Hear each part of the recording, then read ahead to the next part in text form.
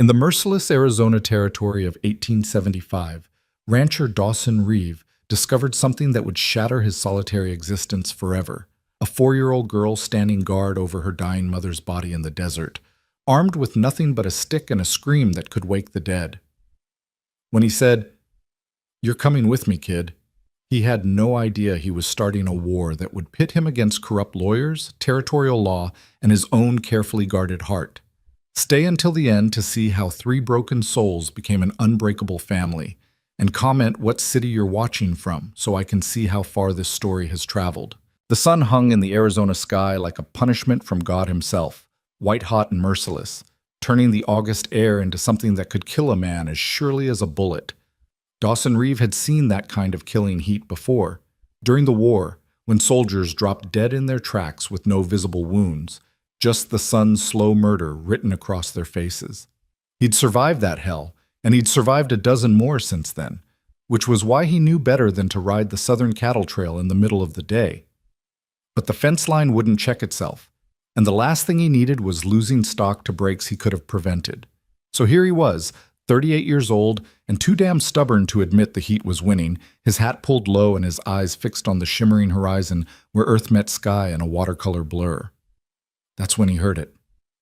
At first, Dawson thought it was a hawk, that high, sharp cry that desert birds made when they circled something dying. His hand went instinctively to his rifle, because where there were dying things, there were usually predators, and a smart man didn't take chances in country like this.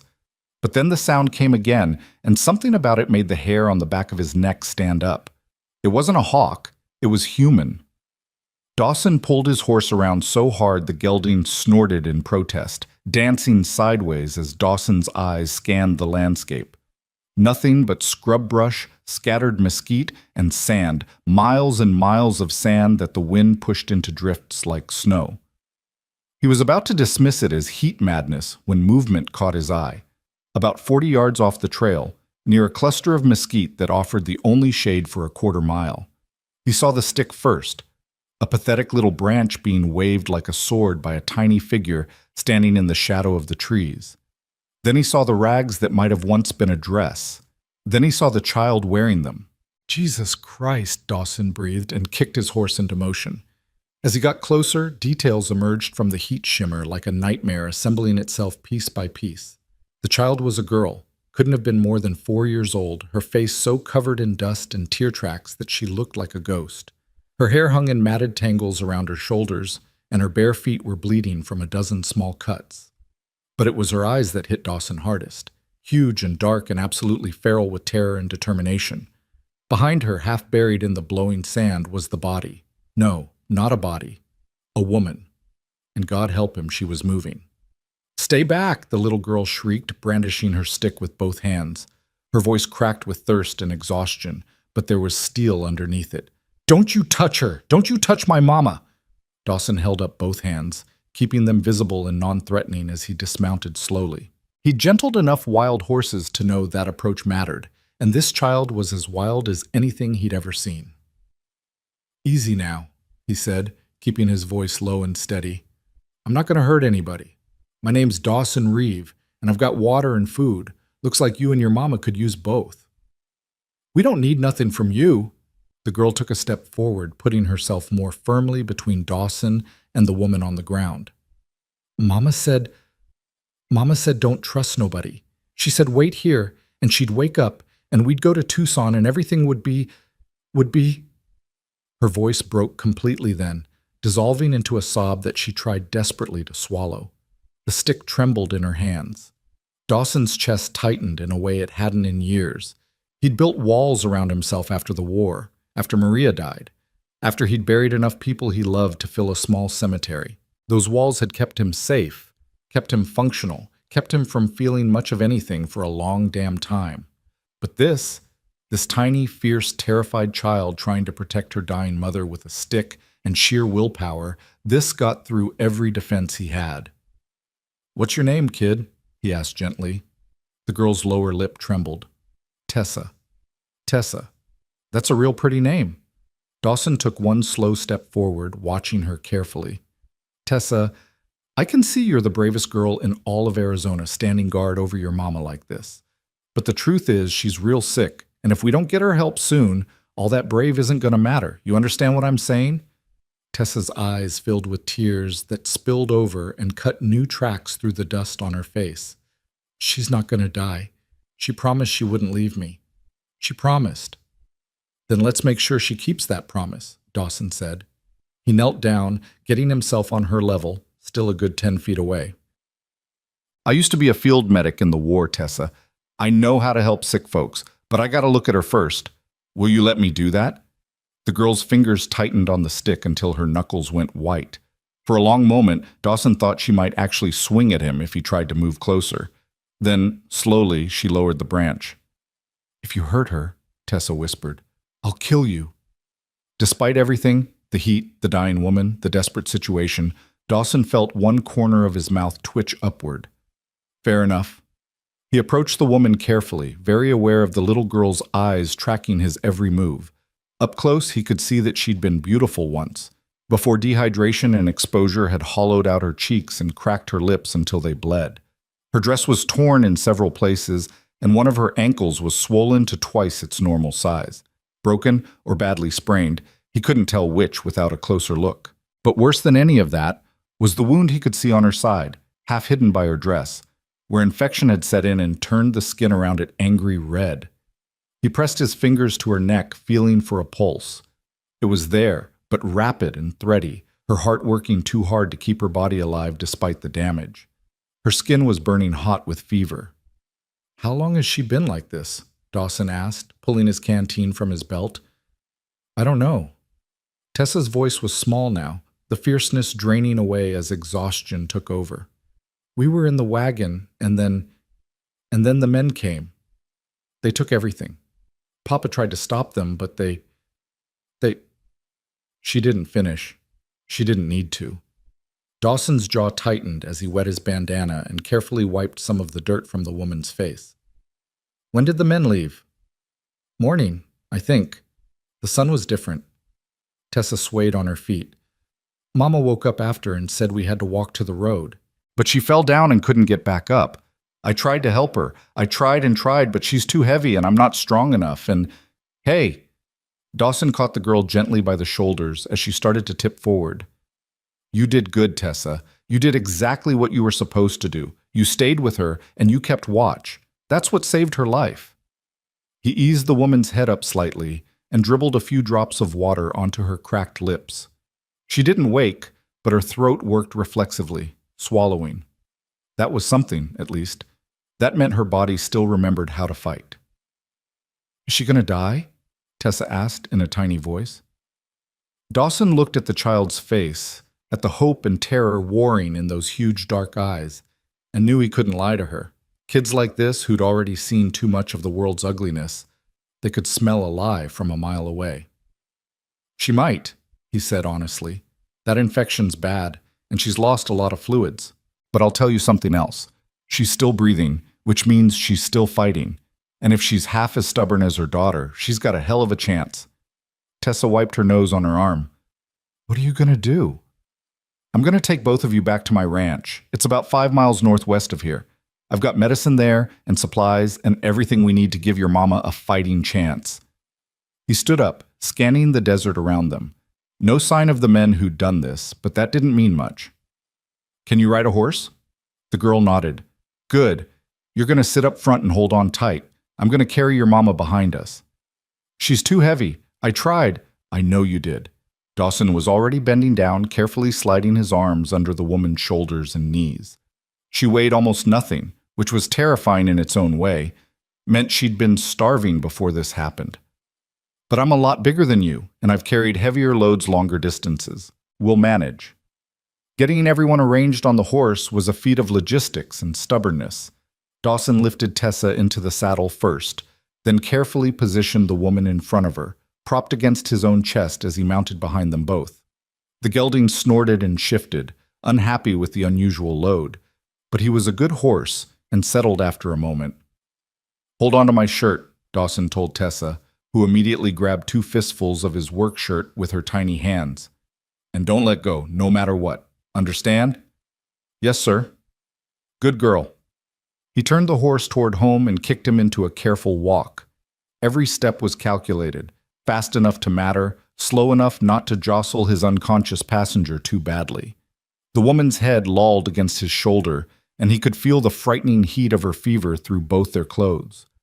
5 miles had never seemed so far. They rode in silence for the first mile, Dawson's eyes constantly scanning their surroundings for any sign of the men Tessa had mentioned. Bandits were common in this part of the territory, men made desperate or mean by the harsh land, who took what they wanted and left their victims for the desert to clean up. The war had made too many men comfortable with killing, and the lawless territories attracted them like flies to carrion. "Mr. Reeve," Tessa's voice was barely audible over the sound of hoofbeats. "Call me Dawson, kid." "Dawson, is your ranch nice?" He thought about his small, rough cabin with its patched roof and perpetually dusty floors, the barn that needed a new door, the fence lines he'd been meaning to repair for months. Nice wasn't exactly the word for it. "It's solid," he said instead. "Got 4 walls and a roof that doesn't leak much. Got a well with good water and a stove that works. It ain't fancy, but it's home." "Do you have a wife?" "No." "Kids?" "No." "Why not?" Dawson's hands tightened slightly on the reins. "That's a complicated question for a little girl to be asking." "Mama says I ask too many questions." "Your mama sounds like a smart woman."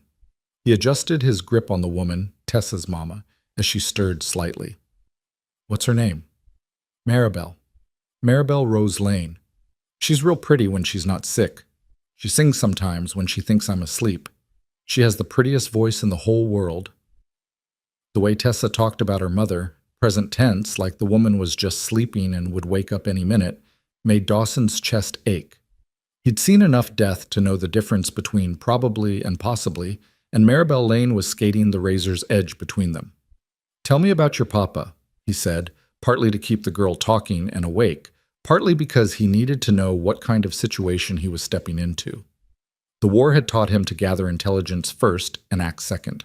Tessa was quiet for a long moment. "Papa died last winter. Got sick with the fever that was going around. Mama tried everything, all her medicines and teas and poultices, but nothing worked. He just went to sleep one day and didn't wake up." "I'm sorry, kid." "Mama cried a lot. She tried to hide it, but I heard her at night. Then some men came and said we had to leave our house because Papa owed money to the bank. Mama said we'd go to Tucson where her sister lives. We sold almost everything to buy the wagon and supplies. But then those men came and—" Her voice trailed off into something that might have been a sob or might have been just exhaustion. Dawson let the silence stretch, giving her space to feel whatever she needed to feel. The sun was starting its slow descent toward the horizon when Dawson's ranch finally came into view, a small cluster of buildings huddled against the landscape like they were trying to hide from the desert's fury. It wasn't much, but it was his, paid for with blood money from the war and maintained through sheer stubborn determination. "Almost there," he said, mostly to himself. Tessa had gone quiet and still against him, but he could feel her grip on his shirt hadn't loosened. The kid had backbone. He'd give her that. Most children her age would have been hysterical hours ago. He guided the horse up to the cabin and dismounted carefully, easing Maribel down with him.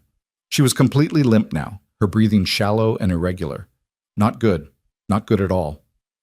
"Tessa, hop down and open that door for me," Dawson ordered, already moving toward the cabin with Maribel in his arms.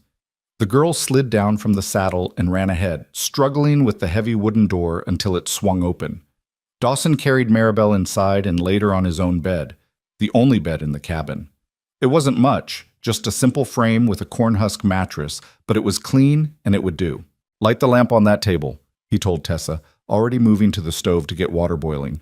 "Then bring it over here so I can see what I'm working with." The next hour was a blur of activity. Dawson stripped away the torn, filthy dress, noting with clinical detachment the dozens of bruises and cuts that covered Maribel's body. The infected wound on her side was worse than he'd thought, a deep gash that someone had tried to stitch but had done a poor job of it. He could see the red lines of blood poisoning spreading from the wound like spider legs. He cleaned it first with whiskey that made Maribel moan and thrash even in her unconscious state. Tessa stood at the foot of the bed, her eyes huge and terrified, but she didn't run and she didn't look away. "Talk to her," Dawson said as he worked, heating his knife blade in the lamp flame. "She might be able to hear you. Let her know you're here." "Mama?" Tessa's voice shook. "Mama, it's me. It's Tessa. You're going to be okay. This man, Dawson, he's helping you. He's real nice, Mama. He found us in the desert, and he brought us to his house, and he's making you better. So you just got to hang on, okay? You got to keep your promise. You promised you wouldn't leave me. You promised." Dawson had to cut away the bad stitches and clean the wound properly, digging out bits of dirt and debris that had festered inside. Maribel screamed then, a raw, agonized sound that brought tears streaming down Tessa's face. But Dawson didn't stop. Couldn't stop. If he didn't clean it now, the infection would kill her within days. When he was finally satisfied that he'd gotten everything out, he stitched the wound closed again with steady hands that remembered this ugly work from field hospitals where men screamed and died on blood-soaked tables. He'd hated it then. He hated it now. But he was good at it, and that's what mattered. He wrapped the wound in clean bandages, then turned his attention to the fever. That was the real killer now, the infection spreading through her blood, burning her from the inside out. He packed her in cool, wet cloths and forced water down her throat, a few drops at a time. "Is she going to wake up?" Tessa asked in a small voice. Maybe. Maybe not for a while. Dawson looked at the girl, really looked at her for the first time since they'd arrived. She was swaying on her feet, her eyes glazed with exhaustion. "When's the last time you ate?" Tessa frowned, like she had to think about it. "I don't remember." "Come on, kid, let's get some food in you." He fixed her a plate of beans and bacon, simple food, but hot and filling. She ate mechanically, her eyes constantly darting to the bed where her mother lay motionless. When she was done, Dawson pointed to the chair beside the bed. "You can sleep there if you want. I'll be right over at the table, and I'll be checking on her all night. If anything changes, I'll wake you. Deal?" Tessa nodded and curled up in the chair, her head resting on the edge of the mattress near her mother's hand. Within minutes, she was asleep, her small body finally surrendering to exhaustion. Dawson pulled another chair over to the table and sat where he could see both of them. He had a clear view of Maribel's chest rising and falling, could hear the rasp of her breathing. Every hour, he got up and checked her pulse, changed the wet cloths, tried to get more water into her. The night stretched long and dark. Outside, coyotes called to each other across the desert, and the wind rattled the windows in their frames. Inside, Dawson kept his vigil, counting pulse beats and breaths, watching for any sign that the fever was breaking or that the infection was winning. Around midnight, Maribel began to thrash and moan, her head turning from side to side as the fever drove her into delirium. "No," she mumbled, her voice thick and slurred. "Don't. Please don't. Tessa. Where's Tessa?" "Mama?"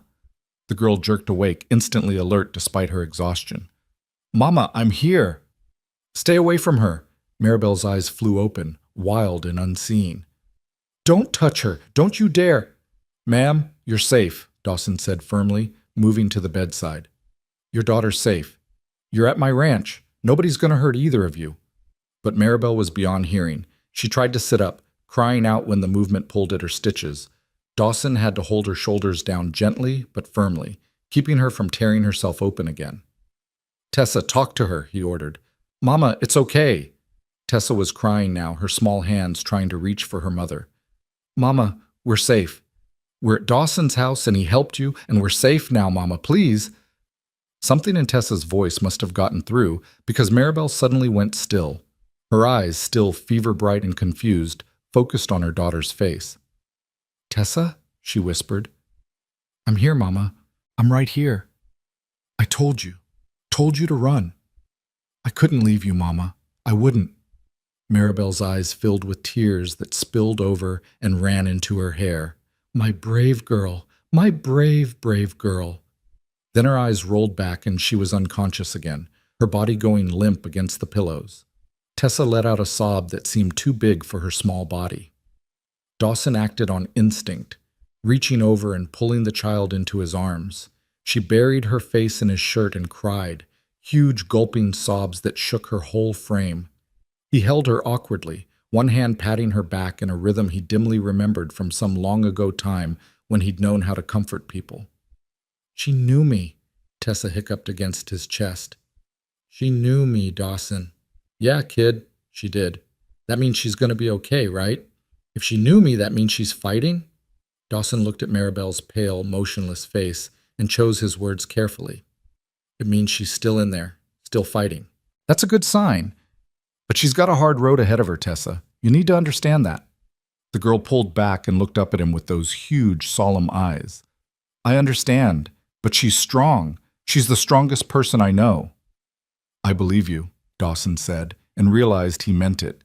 He settled Tessa back in the chair and returned to his watch. The hours crawled past with agonizing slowness. He dozed fitfully, jerking awake at every sound, every change in Maribel's breathing. By the time the first gray light of dawn crept through the windows, he felt like he'd been dragged behind a horse for miles.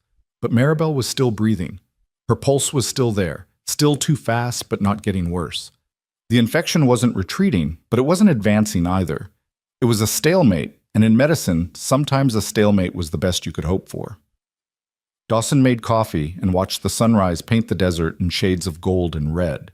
Tessa stirred in her chair, blinking awake with the automatic wariness of a child who'd learned that safety was temporary. "She's still breathing," Dawson said before the girl could ask. "No better? No worse. That's not bad for the first night." Tessa scrambled out of the chair and pressed her small hand against her mother's forehead. "She's so hot."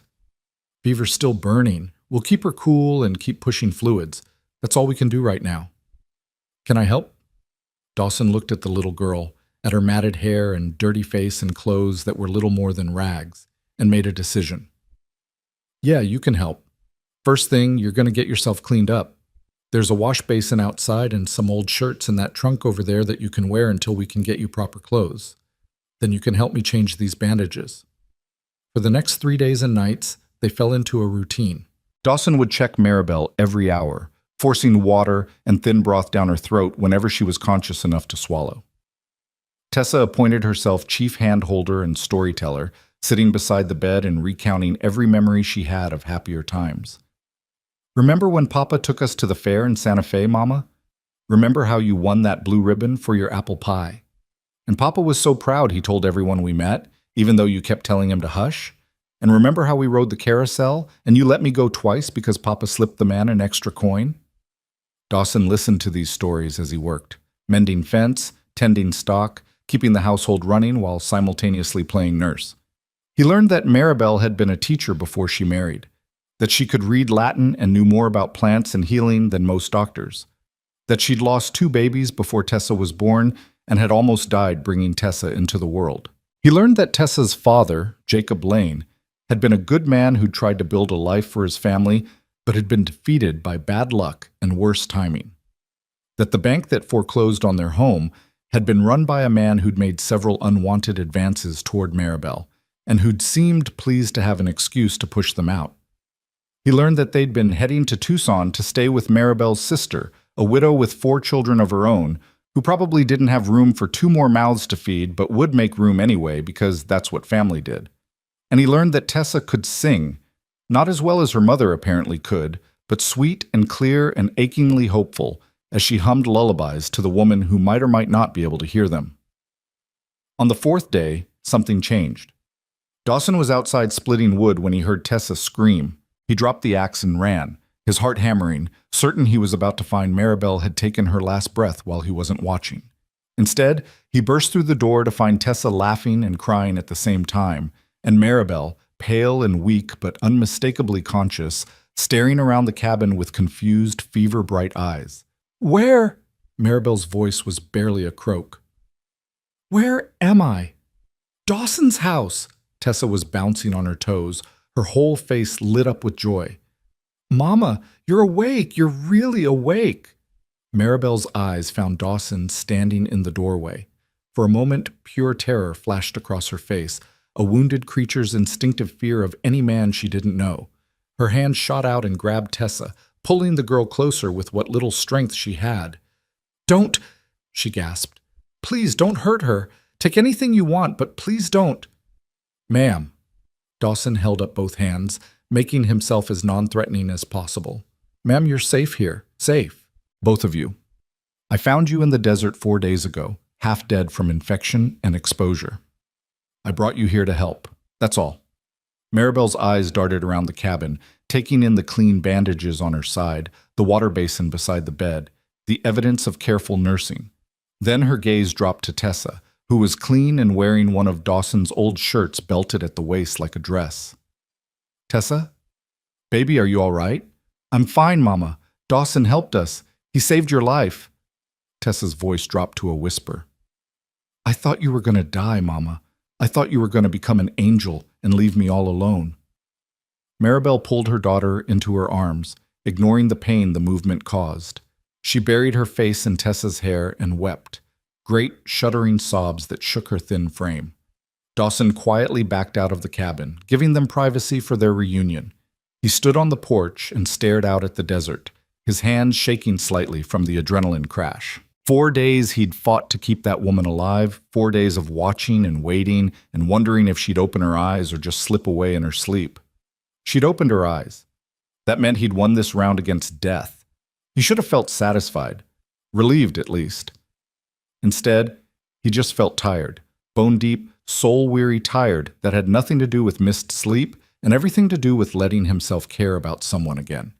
He'd forgotten how much caring could cost. Behind him, he heard the cabin door open. He turned to find Maribel standing in the doorway, leaning heavily on the frame for support. Up close, with her eyes clear and aware, he could see what Tessa had meant about her being pretty. Even wasted by fever and hardship, there was something striking about her face, strong bones and expressive eyes that had probably laughed a lot once upon a time. Thank you, she said simply. Tessa told me everything. What you did, how you found us, how you've been caring for me. Her voice broke. Thank you for saving my daughter's life. Saved yours too, Dawson pointed out. Yes, but if you'd only found her, if you'd taken her and left me, she swallowed hard. At least she would have been safe. That's all that matters. Dawson studied her face, the fierce maternal love written in every line, the bone-deep exhaustion, the fear she was trying so hard to hide. You should get back to bed. You're in no shape to be up. I needed to see you, needed to... She wavered on her feet, and Dawson stepped forward quickly to catch her elbow. Needed to make sure you were real, that this wasn't just a fever dream before I died. You're not dying, not on my watch. He guided her back to the bed, ignoring the way she stiffened at his touch. But you are going to rest and recover, because that infection damn near killed you, and it's going to take time to heal. Maribel let him help her back into bed, her face gray with pain. I don't have time. We need to get to Tucson. Your sister can wait. You're not traveling anywhere for at least 2 weeks, maybe 3. We can't stay here that long. We've already imposed too much. She looked around the small cabin with obvious distress. This is your bed. Where have you been sleeping? Floor's fine. It's not fine. We can't... Ma'am. Dawson's voice came out sharper than he intended. With respect, you don't get a vote right now. You were dying 4 days ago. Hell, you were half dead when I found you. Your daughter kept you alive through sheer stubbornness, and I kept you alive through every trick I learned in the war. But you're not out of danger yet. That wound could still go bad. The fever could come back, and if you try to leave before you're healed, all we did was delay the inevitable. Maribel's eyes filled with tears. I don't understand. Why are you doing this? You don't know us. We're nothing to you. Dawson was quiet for a long moment, remembering another woman who'd died because he hadn't been there to help her. Another child who'd never gotten the chance to grow up. Ghosts that haunted him every day of his life. Maybe that's exactly why, he said finally. Now rest. Doctor's orders. He turned to leave, but her voice stopped him. What do I call you? Tessa keeps saying Dawson, but that seems presumptuous. Dawson's fine. Dawson Reeve, formerly of the Army Medical Corps, currently of nowhere in particular. He glanced back at her. And you're Maribel Rose Lane, Tessa told me. She talks a lot. She does. Save both your lives, that talking. Kept me informed while I was trying to figure out how to help you. Maribel smiled, just a little. She's a good girl. Best I've ever met. Dawson said it with complete sincerity. Now sleep, before I dose you with laudanum. This time when he left the cabin, Maribel didn't stop him. He stood on the porch and watched the sun continue its arc across the sky, aware that everything had just gotten a lot more complicated. He'd saved their lives. That part was done. Now came the hard part, figuring out what happened next. The first full day of Maribel's consciousness brought a tension to the cabin that Dawson hadn't anticipated. She was awake, yes, and lucid, but she watched him with the wary eyes of a cornered animal every time he came near. When he needed to check her bandages or help her take water, she would go rigid, her jaw clenched so tight he could see the muscles jumping beneath her skin. Tessa noticed it too. The girl had planted herself between them like a tiny diplomat, chattering constantly to fill the uncomfortable silences. Dawson makes real good beans, Mama. Better than the ones we had on the trail. And he let me feed the chickens this morning. There's 6 of them, and they have funny names. That one with the black spot is called Pepper. And she's mean as a snake, but Dawson says she lays the best eggs.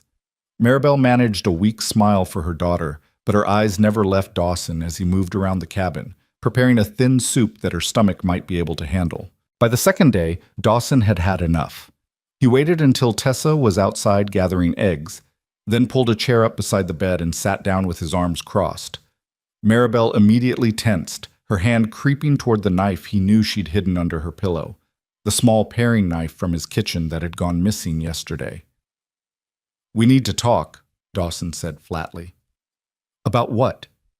Maribel's voice was steadier now, gaining strength as her body slowly healed. "About the fact that you look at me like I'm about to attack you every time I get within 10 feet. About that knife you stole from my kitchen. About whatever the hell happened to you that's got you so scared of a man who's done nothing but try to help." Color rose in Maribel's pale cheeks. "I don't know what you're talking about." "The hell you don't." Dawson leaned forward, keeping his voice low but firm.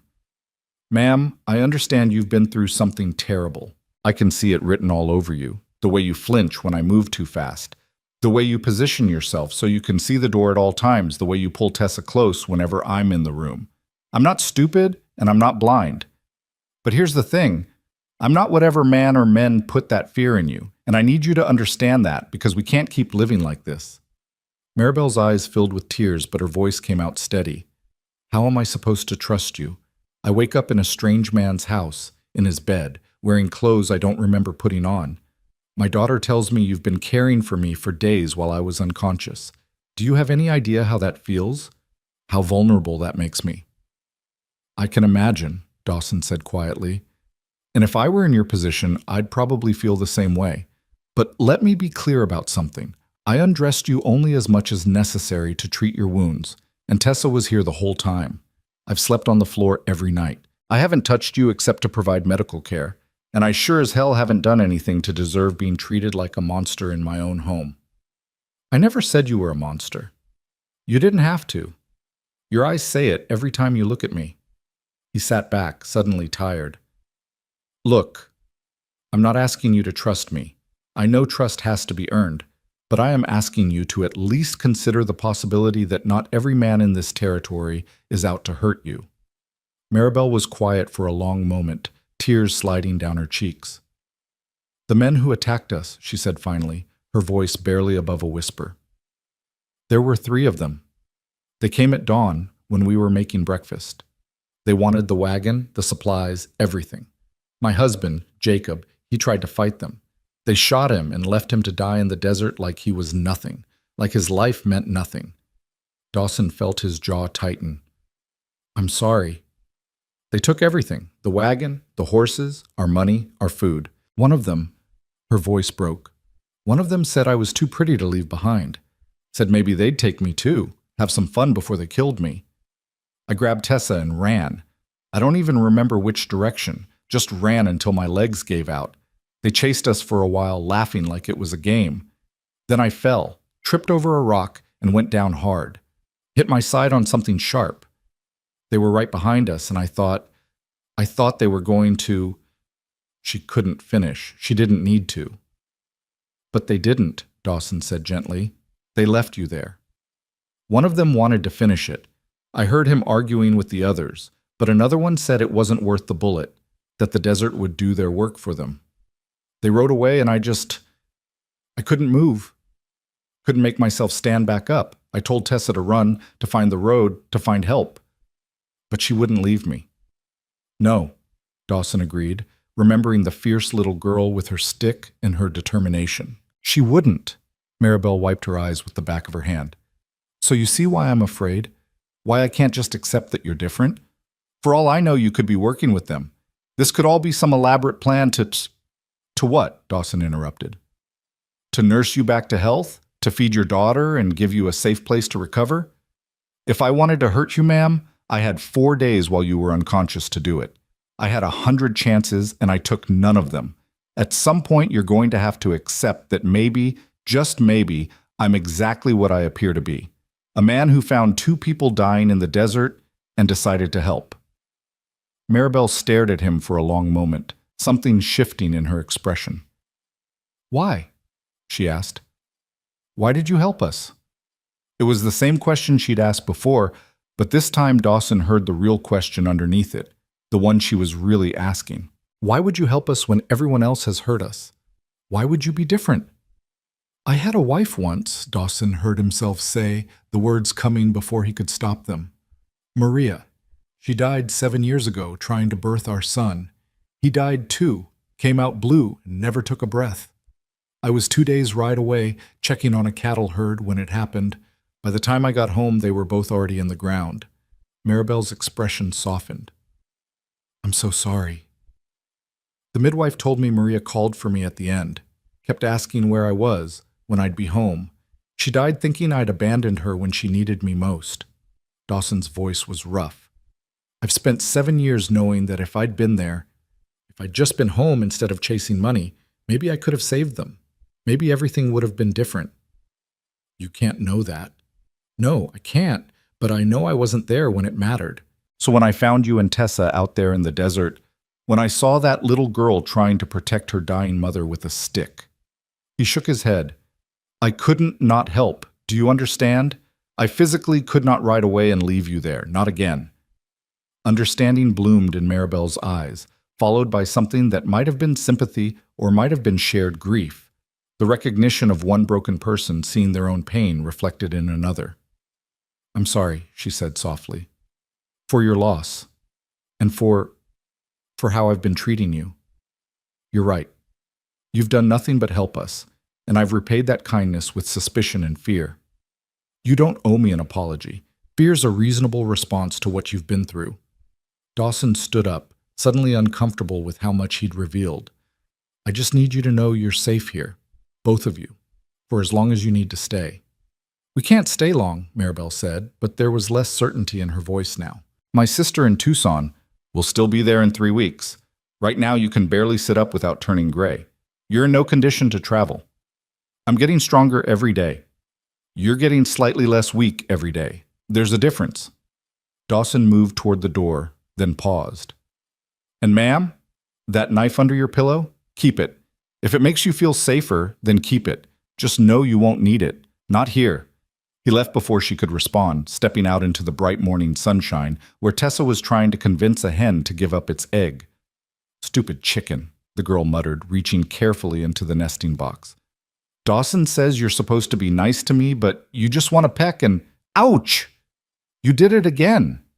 Despite everything, Dawson felt his mouth twitch into something almost like a smile. Try talking to her softer. Pepper responds better to sweet talk than to commands. Tessa gave him a skeptical look. Chickens don't understand talking. Maybe not, but they understand tone. Try it. The girl turned back to the nesting box and pitched her voice into a sugary sweetness that was almost comical. Okay, Miss Pepper, I'm just going to reach in here real gentle-like and take that egg you don't even want anyway, and in return I'll give you extra feed tonight. How's that sound? The hen clucked but didn't peck as Tessa's small hand closed around the egg and drew it out triumphantly. I did it! Dawson, did you see? I got the egg without getting pecked. I saw. You're a natural. Tessa beamed at him, then her expression grew serious. Dawson, Is my mama going to be okay? Really okay, I mean. Not just yes because you think I can't handle the truth. The kid was too perceptive for her own good. Dawson crouched down so they were eye to eye. Honestly? She's doing better than I expected. The fever's stayed down for 2 days now, which is a good sign. The wound is healing clean. If she keeps improving at this rate, she'll be strong enough to travel in a few weeks. And then we have to leave. It wasn't a question, but Dawson heard the uncertainty in it, the unspoken question of whether she wanted to leave. That's up to your mama, he said carefully. This isn't your home, Tessa. You know that. I know, but... She looked down at the egg in her hands. It's nice here. You're nice. And nobody's trying to hurt us or take things from us or make Mama cry. I like it here. Something in Dawson's chest constricted painfully. I like having you here too, kid. But your mama's got family waiting for her in Tucson. That's where you belong. What if we belong here instead? Tessa. I'm just saying, what if we stayed? Mama could teach school. She's real good at teaching. And I could help with the chickens and the garden and whatever else needs doing. We wouldn't be in the way. We'd earn our keep. That's not the point, Dawson started to say. But Tessa was on a roll now. Papa used to say that home isn't a place, it's people. He said home is wherever the people you love are. Well, I love Mama, and I love... She stopped, her eyes going wide as if she'd just realized what she was about to say. I mean, I really like it here. That's all I meant. Dawson felt like he'd been punched in the chest. He opened his mouth to respond, but no words came out. What could he say? That he'd started to care about them too? That the cabin felt less empty with their presence in it? That he'd lain awake the past 2 nights listening to Tessa's soft breathing and Maribel's occasional murmurs, and had felt something he thought was dead stir back to life? He couldn't say any of those things. Not to a child, not when her mother was probably already planning their departure. Let's just focus on getting your mama well, he said finally. The rest will sort itself out. But as he watched Tessa carry her egg basket back toward the cabin, Dawson had the sinking feeling that nothing was going to sort itself out easily. The days developed a rhythm after that conversation. Maribel slowly grew stronger, able to sit up for longer periods, then to stand with support, then to take a few shuffling steps around the cabin while leaning heavily on the table. Dawson watched her progress with the clinical eye of a medic, but also with something warmer that he refused to examine too closely. She was beautiful when she wasn't half dead from fever. The hollows in her cheeks were filling out as she regained weight, and the terror had faded from her eyes, replaced by a cautious hope. She smiled more now, especially when Tessa said something funny or when Dawson brought in fresh eggs for breakfast. She also started to talk, really talk, telling stories about her life before everything fell apart. About growing up in Ohio with 3 sisters and parents who'd believed education was important, even for girls. About meeting Jacob at a church social and knowing within 5 minutes that she'd marry him. About the joy of Tessa's birth after so much loss and the terror of almost dying to bring her into the world. The midwife said I shouldn't have any more children, Maribel said one evening as Dawson changed her bandages. Tessa was outside chasing fireflies in the gathering dusk. She said my body couldn't take another pregnancy. Jacob was relieved, I think. He loved Tessa so much, and the thought of losing me or having another baby die. She trailed off, her eyes distant. We were content with just her. She was enough. More than enough. She's a good kid, Dawson said, keeping his hand steady as he worked. The wound was healing beautifully now, pink and clean with no sign of infection. Another week, and she'd be able to move without pain. She's getting attached to you, Maribel said quietly. I know. That's going to make leaving harder. I know that too. Maribel caught his wrist gently as he reached for the fresh bandage. Is it going to be hard for you when we leave? Dawson met her eyes and saw the question behind the question. She was asking if he felt it too, this strange, fragile thing that was building between all 3 of them. This sense of rightness that shouldn't exist between strangers, but somehow did. Yes, he said simply, it's going to be hard. We could stay longer, if you wanted. I could help around the house, earn our keep until we've saved enough money to... No. The word came out harsher than he'd intended. Maribel flinched and pulled her hand back. I mean, Dawson tried again, you don't need to earn anything. You're guests here, not servants. And when you're ready to leave, you'll leave because it's the right time, not because you've worked off some imaginary debt. Then why did you say no? If it's going to be hard for both of us when we go, why not let us stay a bit longer? Because the longer you stay, the harder it will be to let you go, Dawson thought, but didn't say. Because I'm already halfway to caring about you both more than is wise, and every extra day makes it worse. Because I'm starting to imagine things that can't be. Like Tessa growing up here, learning to ride and rope and laugh. Like you sitting at my table every morning, your hair loose around your shoulders, smiling at me over coffee. Like having a family again when I swore I'd never let myself want that. Because you have a sister waiting for you, he said instead. Because Tucson has opportunities this ranch doesn't. Schools for Tessa, a community, other families. What do I have to offer? A rough cabin, hard work, and isolation. You and Tessa deserve better than that. Maribel stared at him for a long moment, her expression unreadable. You're wrong, she said softly. About what? About what we deserve. About what you have to offer. She gestured around the small cabin. This place, it's the first time in months that I've felt safe. Really safe. Not just protected, but at peace. Tessa feels it too. She hasn't had nightmares once since we've been here. Do you know how often she woke up screaming on the trail? Every single night, Dawson. Every single night I had to hold her while she cried about the men who killed her father and the monsters she was sure would come back for us. She's a child. She'll have nightmares anywhere after what she's been through. She doesn't have them here, Maribel insisted, because here she knows someone is watching over us. Someone strong enough to keep the monsters away. Dawson finished tying off the bandage and stood up abruptly, needing distance from the intensity in her eyes. I'm not a hero, ma'am. I'm just a man who did what anyone would have done. But not everyone would have, Maribel said. Those men who attacked us, they left us to die. They could have helped, could have shown mercy. They chose cruelty instead. You chose kindness. That's not nothing, Dawson. Before he could respond, Tessa burst through the door, her hands cupped carefully around something. Mama! Dawson! Look what I caught! She opened her hands to reveal a firefly, its abdomen glowing with soft yellow light. That's beautiful, baby, Maribel said, smiling. But you should let it go. It needs to find its family. What if it doesn't have a family? Tessa asked. What if it's all alone? Then it will find a new family, Maribel said gently. Sometimes that happens. Sometimes you lose the family you were born with and have to make a new one. Tessa looked at the firefly thoughtfully, then walked to the door and released it into the night. All three of them watched it fly away, its light blinking as it rose toward the stars. Do you think we'll find a new family, Mama? Tessa asked. When we get to Aunt Catherine's? I think we'll have family there, yes. But what about here? Aren't we family here too? The three of us? The question hung in the air like the firefly's fading light. Dawson felt both sets of eyes turn toward him, waiting for his answer. You should get to bed, kid, he said, instead of answering. It's late. Disappointment flickered across Tessa's face, but she nodded and went to the chair where she'd been sleeping, though lately, more often than not, she ended up curled at the foot of her mother's bed by morning.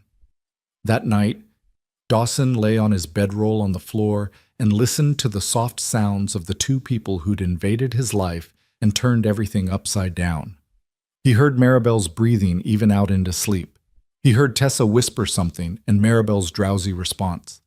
He heard the wind outside and the distant cry of coyotes and the familiar creaks of his cabin settling. And he let himself imagine, just for a moment, what it would be like if they stayed, if this became permanent instead of temporary. If he got to watch Tessa grow up and teach her everything he knew about this hard, beautiful land. If he got to fall asleep every night knowing Maribel was safe and cared for under his roof. If he got to have a family again, even if it wasn't the family he'd lost. The thought terrified him almost as much as it appealed to him. The next morning brought a visitor. Dawson was in the barn when he heard the horse approaching. He grabbed his rifle out of habit. Visitors were rare this far out, and unexpected ones were usually trouble. But when he stepped out into the yard, he recognized the rider immediately. Samuel Ortiz was the closest thing to a neighbor Dawson had, his ranch about 15 miles to the east. He was a good man, honest and hard-working, with a wife and 6 children who he somehow managed to feed despite the harsh land.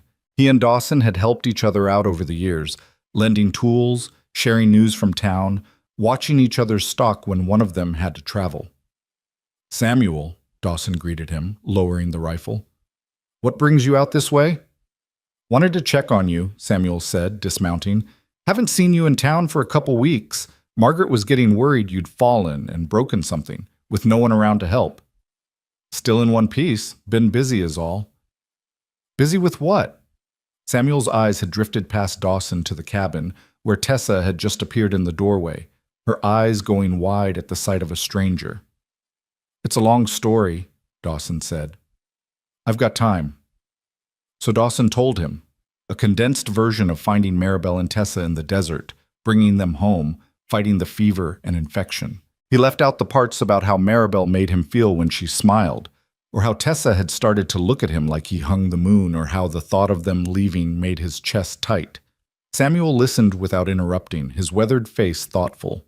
When Dawson finished, he was quiet for a long moment. "That's quite a rescue," he said finally.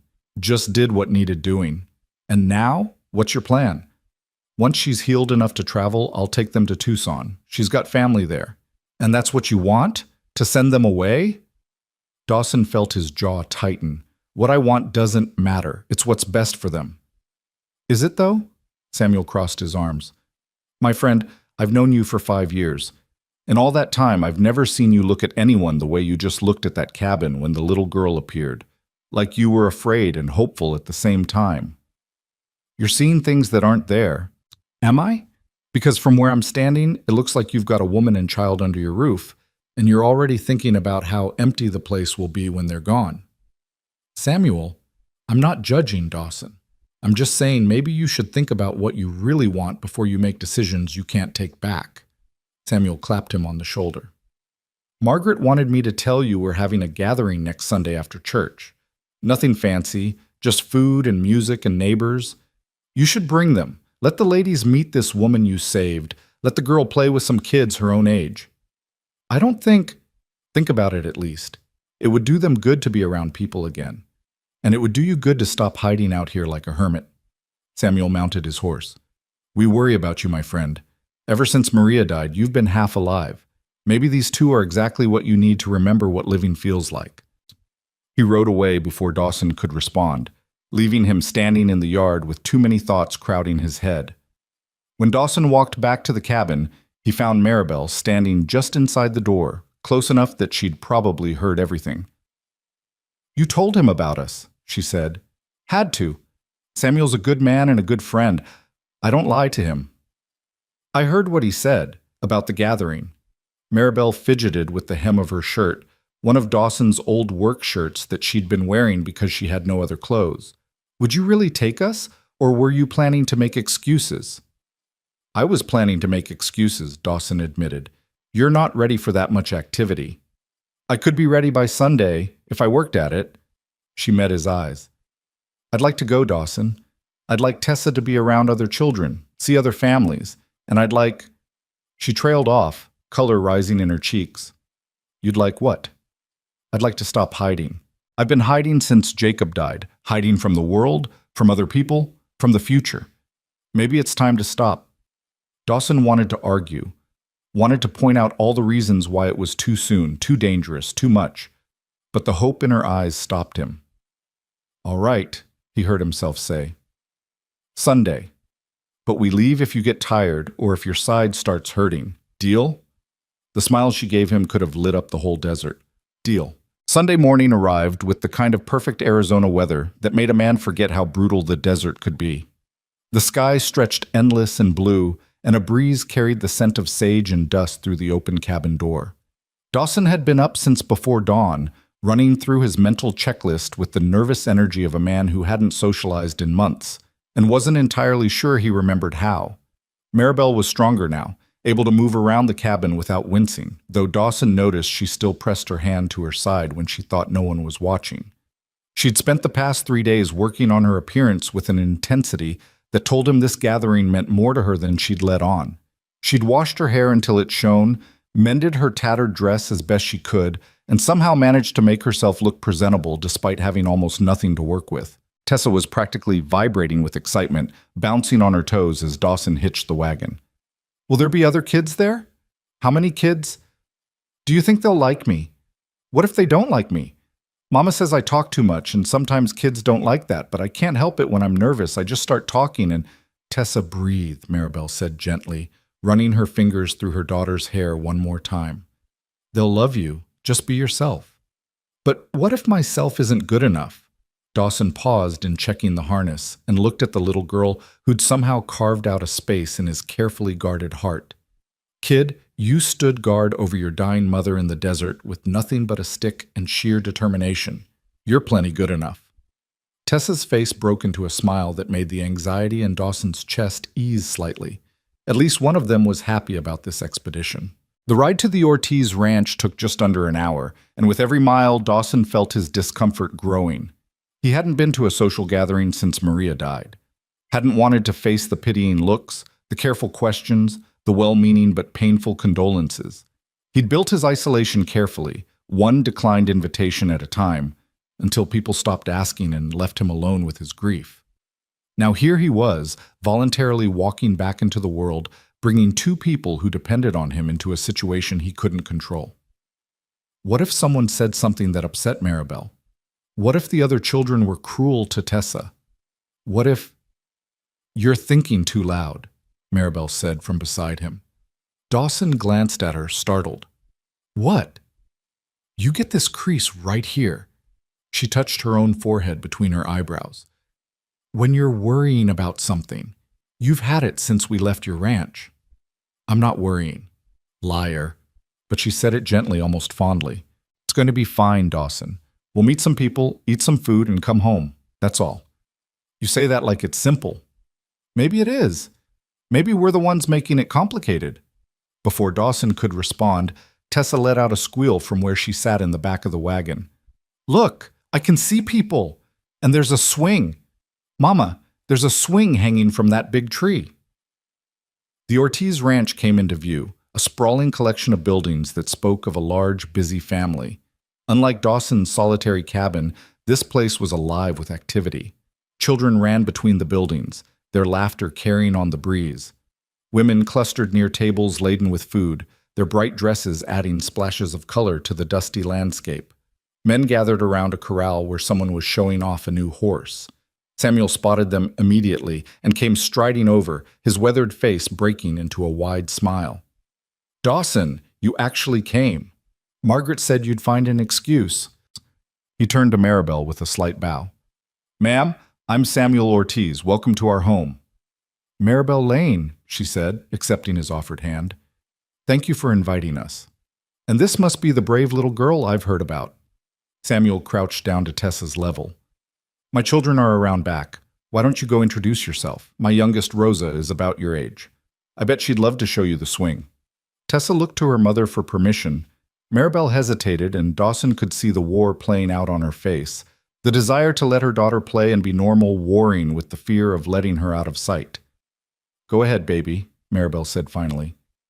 Stay where I can see you. They watched Tessa run toward the other children, her initial shyness evaporating the moment a little girl with dark braids grabbed her hand and pulled her toward the swing. Come, Samuel said. Let me introduce you to everyone. Margaret's been dying to meet the woman who finally got Dawson to attend a social function.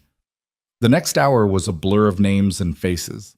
Margaret Ortiz was a warm, round woman with kind eyes and hands that never stopped moving, adjusting food, smoothing children's hair, welcoming newcomers. She took one look at Maribel's mended dress and disappeared into the house, returning with an armful of clothes. These belonged to my sister before she moved to California, Margaret said, pressing them into Maribel's arms despite her protests. They're just taking up space in my trunk. You'd be doing me a favor by taking them off my hands. I couldn't possibly. You can, and you will. A woman needs more than one dress, especially out here where everything gets dusty within 5 minutes of putting it on. Margaret's voice softened. Samuel told me a bit about what happened to you and your daughter. I'm so sorry for your loss, Mrs. Lane. Thank you, Maribel said quietly. And please call me Maribel. Only if you call me Margaret. Now come, let me introduce you to the other women. Fair warning, they're going to ask 1,000 questions because nothing exciting ever happens out here, and you're the most interesting thing to arrive in months. Dawson found himself pulled into the circle of men, fielding questions about his stock, the state of the range, and the weather with the easy rhythm of conversations that had been happening between ranchers for generations. But every few minutes, his eyes would drift to where Maribel stood with the women, watching for any sign that she was uncomfortable or in pain. "You've got it bad," a voice said beside him. Dawson turned to find Thomas Reed, a rancher from the northern boundary, grinning at him. "I don't know what you're talking about." "Sure you don't. That's why you've looked over at her 6 times in the last 5 minutes. Thomas took a drink from his cup. "Can't say I blame you. She's a lovely woman. And that little girl of hers is charming. My wife's already half in love with her." "They're just staying with me until she's healed enough to travel," Dawson said stiffly. "Then they're going to Tucson to stay with family." "That's so. Seems a shame. You could use some life around that lonely ranch of yours." "My ranch isn't lonely." Thomas just laughed and walked away, leaving Dawson to contemplate exactly when his private business had become community entertainment. The afternoon passed in a haze of food and conversation. Dawson found himself relaxing despite his earlier anxiety, slipping back into the rhythms of community that he'd forgotten he missed. These were good people, hardworking, honest folks who'd carved lives out of impossible land through sheer determination and mutual support. He was helping move tables when he heard it, a child's scream, sharp with fear. Dawson dropped what he was holding and ran toward the sound, his heart hammering. He found Tessa backed against the corral fence, tears streaming down her face, while 3 older boys stood in front of her laughing. "What's going on here?" Dawson's voice came out harder than he'd intended. The boys spun around, their laughter dying. The tallest one, maybe 12 years old, had the decency to look ashamed. "We were just playing, mister. We didn't mean nothing by it." "Didn't mean nothing by what?" "They said," Tessa's voice broke, "they said I was lying about the desert. They said nobody could survive out there for days and that I must have made it all up for attention." White-hot anger flooded through Dawson. He crouched down in front of Tessa, checking her over for any signs of physical harm, then turned to face the boys with an expression that made them take a step back. "That little girl survived 3 days in the desert, protecting her dying mother," Dawson said, his voice deadly quiet. "She stood guard with a stick against predators and heat and thirst that would have killed grown men. She's got more courage in her little finger than the 3 of you combined. And if I ever hear of you calling her a liar again, you'll answer to me. Is that understood?" The boys nodded frantically and scattered like quail. Dawson turned back to Tessa and pulled her into his arms. She buried her face in his shirt and sobbed, great gulping sobs that shook her small frame. "I wasn't lying," she hiccuped. "I wasn't, Dawson. Everything I said was true." "I know, kid. I know." He stroked her hair, making soothing sounds that he dimly remembered from some other lifetime. "Some people just don't understand how strong you are. That's their failing, not yours." "Tessa!" Maribel came running, Margaret right behind her. "Baby, what happened?" Tessa pulled away from Dawson and threw herself at her mother, recounting the incident in broken sentences between sobs. Maribel's face went white, then red with anger. "Where are those boys?" she demanded. "I want to speak to their parents right now." "Already handled," Dawson said. "Handled how?" "Put the fear of God into them. They won't bother Tessa again." Margaret was shaking her head, her expression troubled. "Those are the Morrison boys. Their father died 6 months ago, and their mother's struggling to control them. They've been acting out, looking for attention in all the wrong ways." "I'm so sorry, Maribel. If I'd known they were bothering your daughter." "It's not your fault," Maribel said, though her arms tightened protectively around Tessa. "But I think maybe we should go. This was too much too soon." "We don't have to leave," Dawson said, though part of him wanted nothing more than to load them in the wagon and take them back to the safety of his ranch. "Not unless you want to." Maribel looked torn, her eyes moving between her daughter's tear-stained face and the gathering where people were starting to notice the commotion. "I want to go home," Tessa whispered. "Please, Mama. I just want to go home." The word home hit Dawson square in the chest. She didn't say, I want to go to Dawson's ranch, or I want to leave. She said home, like his rough cabin had become something more than just temporary shelter. They made their goodbyes quickly, thanking Samuel and Margaret for their hospitality while deflecting concerned questions. The ride back was quiet. Tessa curled between Dawson and Maribel, with her head on her mother's lap, emotionally exhausted from the day's events. I'm sorry, Maribel said softly as they crested the rise that brought Dawson's ranch into view. This was a mistake. I shouldn't have pushed for us to go. It wasn't a mistake, Dawson said. Those boys were out of line, but that doesn't mean the whole afternoon was bad. Tessa had fun before that happened, and you got to meet some good people. Good people who probably think I'm raising a liar for a daughter. Nobody thinks that.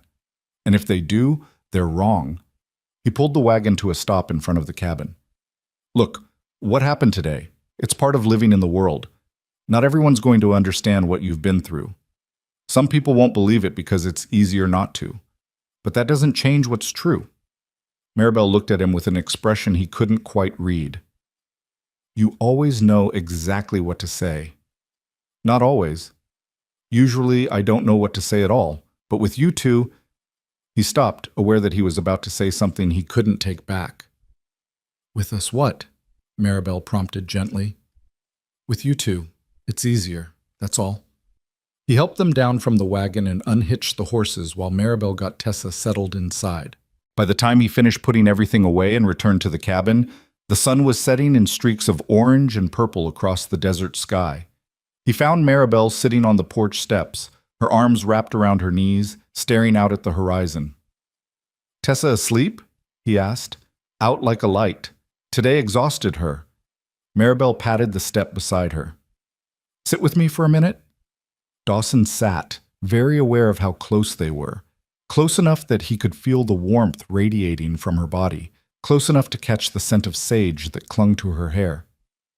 Thank you, Maribel said, for what you did today, for defending Tessa, for bringing us home when things got hard, for...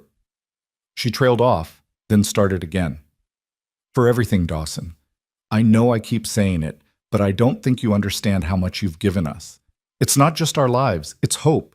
The belief that maybe the world isn't as cruel as it seemed. The world is exactly as cruel as it seemed, Dawson said bluntly. Those men who attacked you, they're real. The boys who mocked Tessa today, they exist. Bad things happen to good people all the time, and there's no grand plan or justice to it. That's just how it is. Then why did you help us? If the world is so cruel and meaningless, why bother? It was a fair question. One Dawson had asked himself 100 times since the day he'd found them. Because someone has to, he said finally. Because if everyone just accepts the cruelty and does nothing, then what's the point of any of it? Maybe I can't change the whole world, but I could help 2 people. So I did. Maribel was quiet for a long moment. Then, so softly he almost didn't hear it, she said, I think I'm falling in love with you. The words hung in the air between them like something fragile and dangerous. Dawson's breath caught in his chest. He should say something, should respond somehow. But his throat had closed up and his mind had gone completely blank. You don't have to say anything, Maribel continued, still staring straight ahead at the sunset. I know this is complicated. I know I'm still healing, still grieving Jacob, still figuring out how to survive in a world without him. And I know you have your own ghosts, your own walls. I'm not asking for anything from you, Dawson. I needed you to know, because I don't want to leave here with words unsaid. I've learned that lesson too well. Maribel, it's the small things, she interrupted, as if afraid that if she stopped talking, she'd lose her nerve. The way you check on us during the night when you think we're asleep. The way you carved Tessa's name into that piece of wood so she could practice her letters. The way you look at me sometimes when you think I'm not paying attention, like you're memorizing my face. The way you defended her today, like she was your own daughter. I see all of it, Dawson, and it makes me feel things I thought I'd never feel again. Dawson's hands clenched into fists on his knees. You lost your husband less than a year ago. You're still grieving. You're confusing gratitude for... Don't tell me what I'm feeling, Maribel said, finally turning to look at him. Her eyes were bright with unshed tears, but her voice was steady. I love Jacob with everything I had. I still love him. I'll always love him. But he's gone, Dawson. He's been gone for months, and I'm still here. Tessa's still here, and we need to find a way to keep living. By staying with me? By building something on top of trauma and desperation? No. By choosing to take a chance on something good when it appears in front of us. She reached out and took his hand, her fingers warm against his calloused palm. You feel it too. I know you do. This thing between us, it's not just gratitude or convenience, it's real. Dawson looked down at their joined hands and felt something crack inside his chest, some wall he'd built brick by careful brick over 7 years of loneliness. I can't lose anyone else, he whispered. When Maria died, it nearly killed me. I can't go through that again. So your plan is to never care about anyone? To live alone out here until you die? It's safer. It's not living, Maribel countered. It's just surviving. And there's a difference. Before Dawson could respond, a sound made them both freeze, hoofbeats coming fast, the rhythm irregular like the rider was pushing hard. Dawson was on his feet instantly, his hand going to the rifle he'd leaned against the porch rail. 3 horses emerged from the gathering darkness, their riders pushing them hard enough that foam flecked their necks. Dawson recognized the lead horse immediately. It belonged to Samuel Ortiz. "Dawson!" Samuel shouted as he pulled his horse to a sliding stop. "We've got trouble." The other 2 riders resolved into Thomas Reed and another rancher Dawson knew only slightly, a man named Cooper from the Eastern Range. All 3 men looked grim. "What kind of trouble, Dawson asked, already moving toward them. "The Morrison boys went home and told their mother about what happened today. Except they twisted the story all around, made it sound like Tessa attacked them and you threatened to shoot them." Samuel dismounted heavily. Mary Morrison's half out of her mind with grief and anger. She went to town and found herself a lawyer, some fancy man from Tucson who's been hanging around asking questions. Dawson felt ice settle in his stomach. What kind of questions? About missing women and children? About reward money for information? Thomas moved his horse closer, his voice urgent. "Dawson, this lawyer, his name's Silas Morrow. He's been posting notices all over town about a missing widow and child from the Lane estate. There's money involved. A lot of money." Maribel had gone white as a sheet. She stood up slowly, one hand pressed to her side, the other gripping the porch rail like it was the only thing keeping her upright. "The Lane estate," she whispered. "Jacob's family." "You know about this?" Dawson demanded. "I knew they existed. Jacob was estranged from them. His father is, a wealthy man back east. Railroad money. When Jacob married me, his father disowned him. Said I wasn't good enough for their family name. We never heard from them again." "Until now," Samuel said grimly. "According to the notices, Jacob Lane died intestate, and his daughter, Tessa, is the sole heir to a significant fortune. The family's lawyer is searching for the widow and child to ensure they receive their inheritance." "That's a lie," Maribel said flatly. "Jacob's father wouldn't give us a penny. He made that clear 15 years ago." "Maybe not," Cooper said, "but he might want his granddaughter. Might want to raise her proper in his world, away from her mother?" Maribel's voice was sharp as broken glass. "Is that what you were going to say?" "I'm just telling you what people in town are saying, ma'am. This lawyer, he's making it sound real official, real legal. Says he has a court order giving him custody of the child until the estate matters can be settled." "He can't do that," Dawson said. "He has no legal right to take a child from her mother." "He can if he convinces a judge that the mother is unfit," Samuel said quietly. "And forgive me for saying this, Maribel, but a widow with no home, no money, no visible means of support, who was found half dead in the desert. It wouldn't be hard to build a case." The words hit like physical blows. Dawson watched Maribel's face crumble, watched her fold in on herself as the full weight of the threat became clear. "They can't take her," she whispered. "They can't take my baby. She's all I have left." "When is this lawyer coming?" Dawson asked, his mind already racing through possibilities and plans. "That's why we rode out here so fast," Thomas said. "Mary Morrison told him where to find you. He's gathering the sheriff and some deputies saying he needs protection because you made threats. They're planning to come at first light tomorrow." "Then we have until dawn," Dawson said. Maribel, go inside and pack everything you need, light and fast, only what you can carry. Where are we going? Her voice was small, frightened in a way he hadn't heard since that first day in the desert. Away from here. Somewhere they can't find you. Dawson, they'll track us. You know they will. Not if we're smart about it. Not if we have help. He turned to Samuel. How much time can you buy us? I can delay them a few hours, maybe. Tell them you went to check fence line in the south section. Send them the wrong direction. Samuel's face was troubled. But Dawson, this is going to make you an outlaw. Interfering with a legal custody order. That's serious business. Let me worry about that, Dawson said. Right now, all that matters is keeping them safe. The three men exchanged glances, then nodded in unison. All right, Samuel said. We'll do what we can. But be smart about this, my friend. Don't do anything that can't be undone. They rode off into the darkness, leaving Dawson and Maribel standing in the yard. For a moment, neither of them moved. Then Maribel's legs gave out and she collapsed. Dawson caught her before she hit the ground, pulling her against his chest as she shook with silent sobs. I can't lose her, Maribel gasped against his shirt. Dawson, I can't. She's everything. She's all I have. You're not going to lose her, Dawson said fiercely. I won't let that happen. Do you hear me? I won't let anyone take her from you. How can you stop them? They have the law on their side. They have money and power and I have something they don't, Dawson interrupted. He pulled back just enough to look into her tear-stained face. I have you, and I have Tessa, and I'll be damned if I'll stand by and let some lawyer steal you both away because of money and legal documents. What are we going to do? Dawson's jaw set in a line that would have made his old war buddies nervous. We're going to fight, but first, we need to get you somewhere safe, somewhere they won't think to look. Where?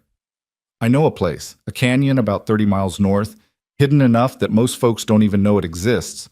We can hole up there while I figure out our next move. Our next move? Maribel repeated. Dawson, this isn't your fight. You've already done so much. It became my fight the moment I brought you home, Dawson said. The moment I decided you were under my protection. Nobody takes what's mine, not without one hell of a battle first. The possessiveness in his voice should have scared her.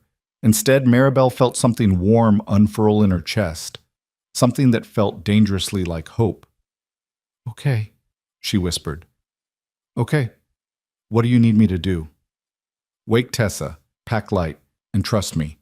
He cupped her face in his rough hands, his eyes intense in the darkness. Can you do that, Maribel? Can you trust me? She thought about everything that had happened since he'd found them in the desert. Every kindness, every protection, every moment he'd chosen them over his own safety and solitude. Yes, she said. I trust you. The words sealed something between them, some unspoken promise that went deeper than gratitude or attraction. In that moment, standing in the darkness with danger riding toward them on the wind, they became something more than a rescuer and the rescued. They became allies, partners, family. They moved through this cabin like ghosts, gathering supplies in the lamplight while Tessa slept on, exhausted from the day's emotional turmoil. Dawson packed food and water, ammunition and medical supplies, bedrolls and blankets, everything they'd need to survive in the wilderness for days, maybe weeks. Maribel folded the dresses Margaret had given her with shaking hands, then stopped and looked at Dawson with wide, frightened eyes. What if we're making this worse? What if running makes me look guilty, makes it easier for them to take her? Dawson paused in loading his rifle. And what if staying means they take her tonight, cart her off to some mansion back east where you'll never see her again? He crossed to where she stood, his voice gentle but firm. Maribel, I've seen how the law works when money's involved.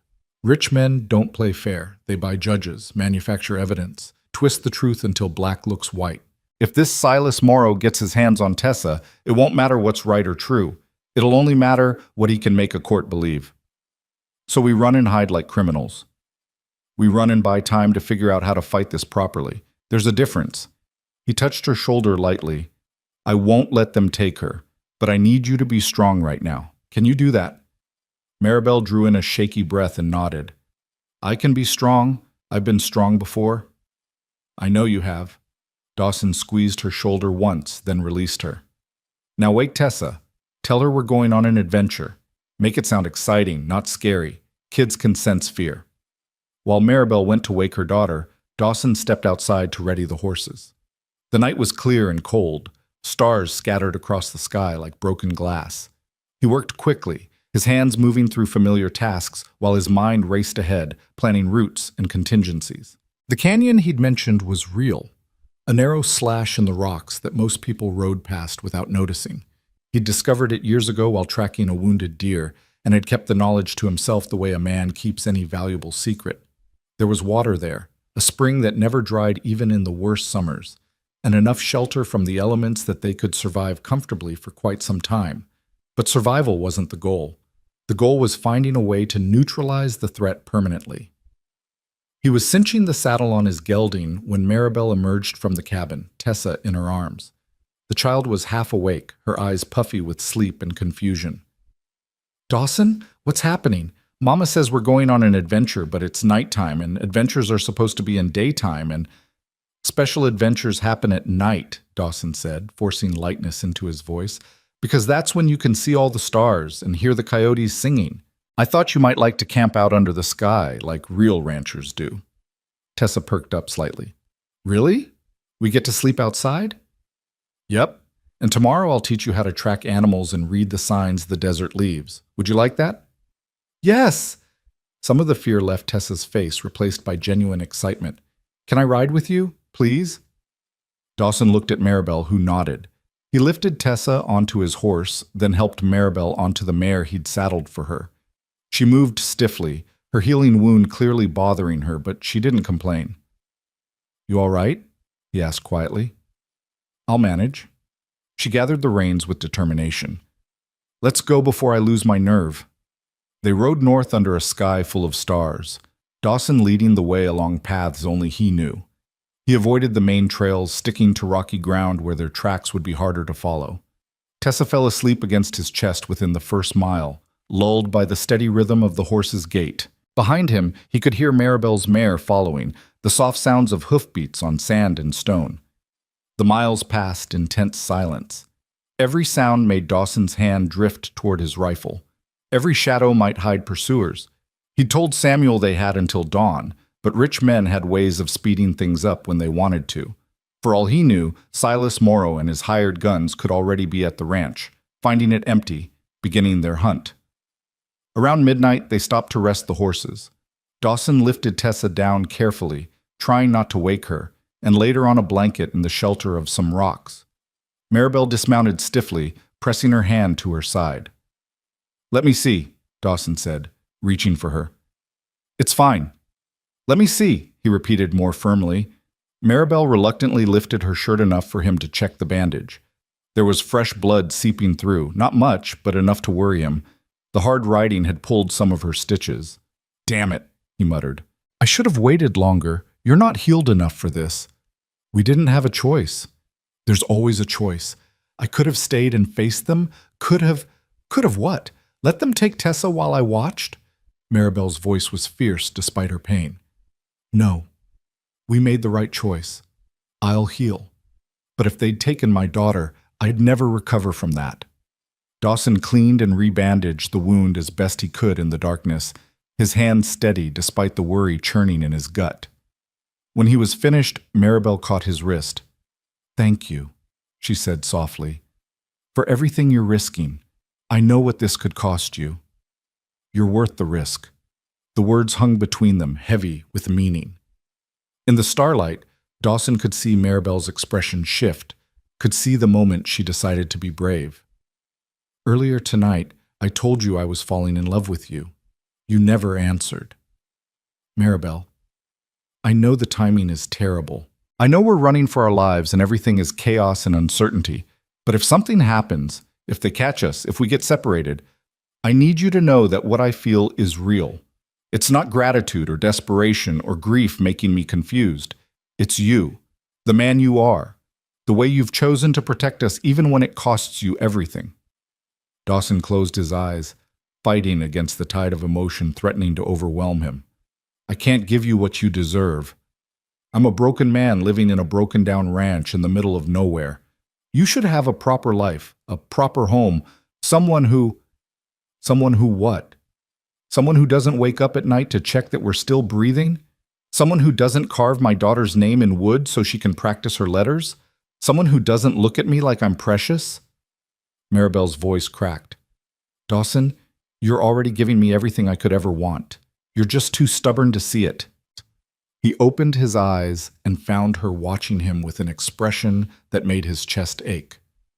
I'm scared, he admitted. Scared of caring this much. Scared of losing you. Scared of being happy, Maribel finished gently. I understand that fear. After Jacob died, I thought I'd never feel anything but grief again. But then you found us, and you gave me reasons to hope. You made me remember what it feels like to look forward instead of back. I don't know if I can be what you need. You already are. She stepped closer, closing the distance between them. You already are, Dawson. You just have to let yourself believe it. For a long moment, they stood there in the darkness. The desert stretched around them vast and empty, danger riding toward them on the wind. Then Dawson did something he hadn't allowed himself to do in 7 long years. He reached out and pulled Maribel into his arms. She came willingly, melting against him with a soft sigh of relief. He buried his face in her hair, breathing in the scent of sage and something uniquely her. Her arms wrapped around his waist, holding on like he was the only solid thing in a world gone mad. I can't promise you anything, he whispered against her hair. Can't promise we'll make it through this. Can't promise I won't fail you the way I failed Maria. You didn't fail Maria. Life failed her. Circumstances failed her. But you loved her and honored her memory and kept living even when it hurt. That's not failure, Dawson. That's courage. I'm not courageous. You're the bravest man I've ever known.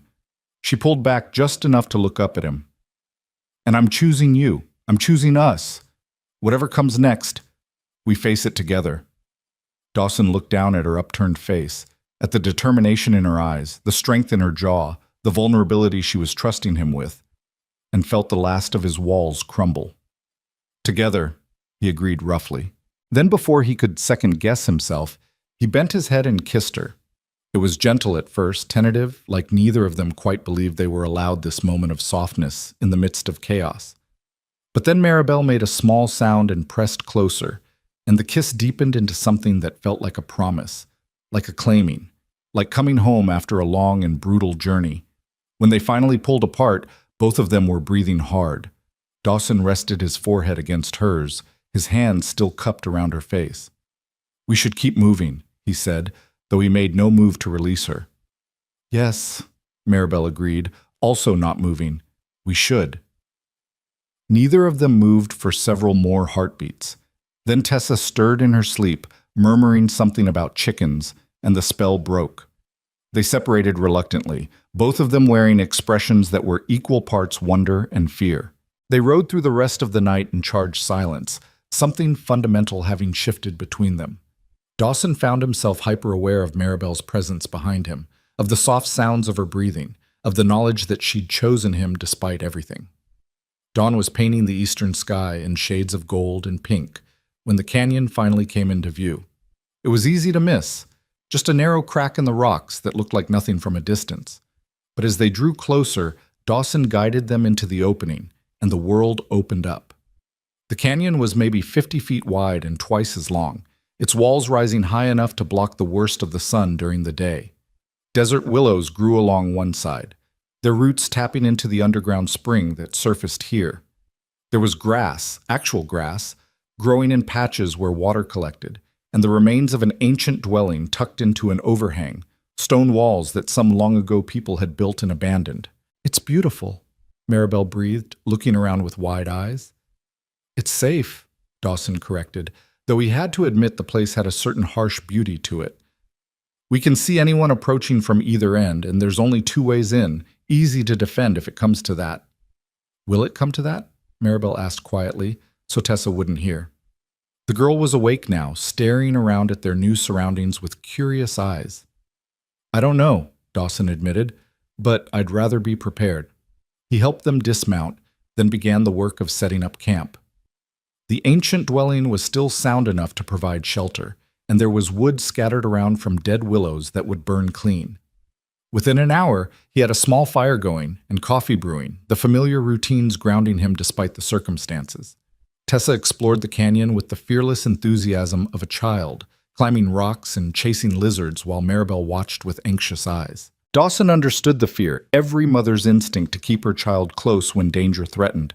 But he also knew that Tessa needed normalcy, needed to feel like this was an adventure instead of a flight for survival. "Let her play," he said gently, handing Maribel a cup of coffee. "She's safe here, and she needs this." "I know, it's just—" Maribel wrapped her hands around the cup. "What if they find us? What if all of this is for nothing? Then we run again. And again, if necessary. As many times as it takes. You can't keep running forever, Dawson. Eventually, you'll have to go back to your ranch, back to your life. You can't just abandon everything for us." "Watch me," Dawson said flatly. "That ranch is just wood and land. You and Tessa, you're what matters." Maribel's eyes filled with tears. "I don't know how to process this. Yesterday I was worried about traveling to Tucson. Today I'm a fugitive with a price on my head, camping in a canyon with a man who's given up everything to protect us."